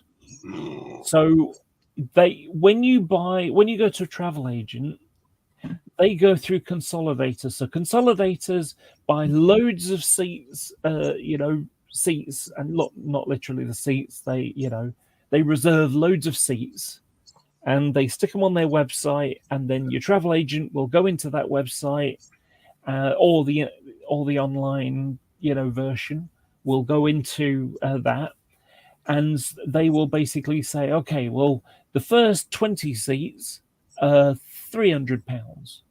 And from, the next 20 seats after that are 350, and the next 300 are, 400 or whatever. And so, when you go to a travel agent and say, oh, the price will only go up if you don't book now, which is sort of true.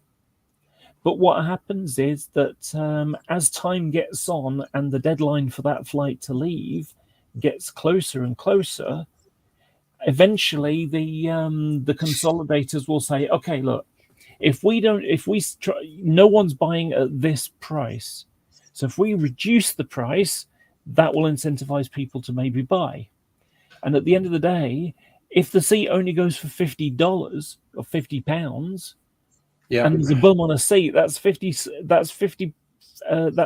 in your pocket that would be an empty seat otherwise.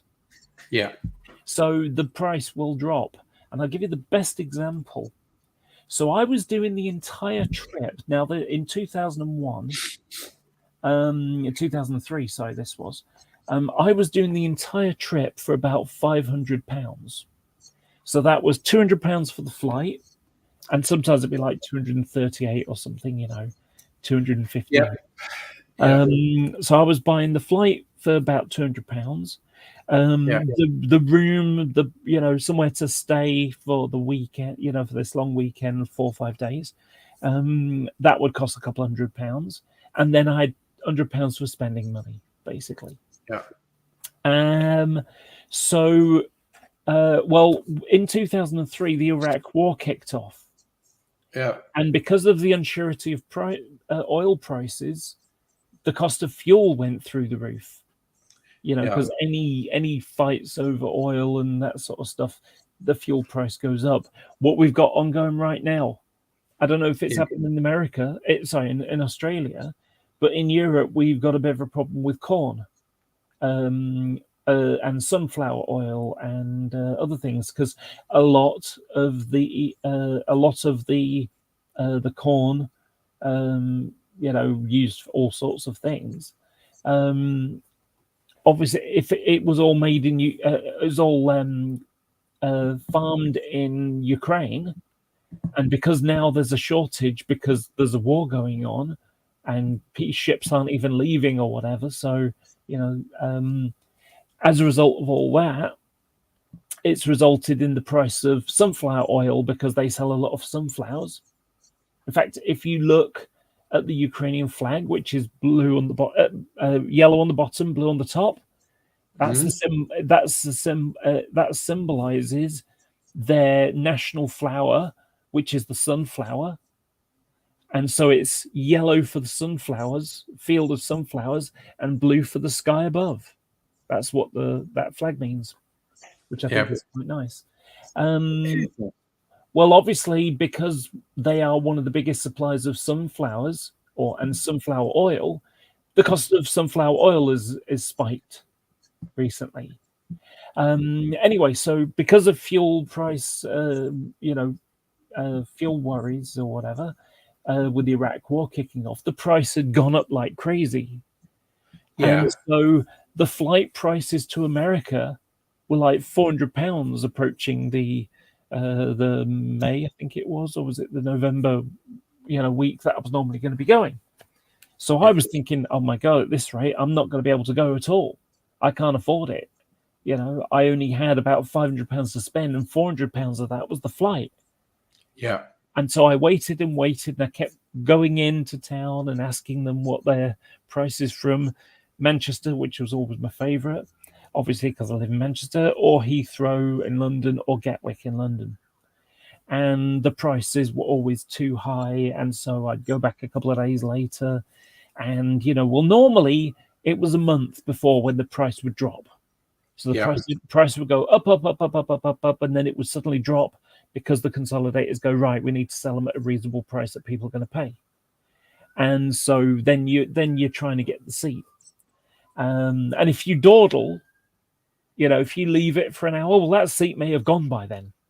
So you've got to grab it when you can see it, Well, when, like I say, 2003, the Iraq War, so the price, and like a month has gone. It's getting, a month before I want to fly is when I was buying at the time. And, and it's still high, and it's still high, and it's still high. And then 2 weeks to go, it was still too high, and I'm thinking it's never going to drop at this rate. I can't go. I'm not going to be going. And then suddenly the price dropped like a stone. And so I bought my flight for £138. Yeah. 138. It wasn't 238, it was 138.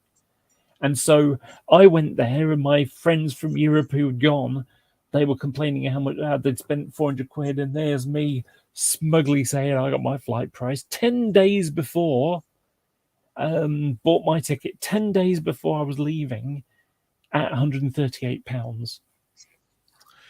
Sorry, I'm flaking out. I know this is absurdly early for Friday night, but I'm absolutely flaking out. I cannot concentrate, and I'm going to go to bed. Lee just popped in saying he's actually tested positive for COVID. I hope you get a mild case like I did. Yeah. I felt like I had a mild cold for about a week, so I hope it's mild to you.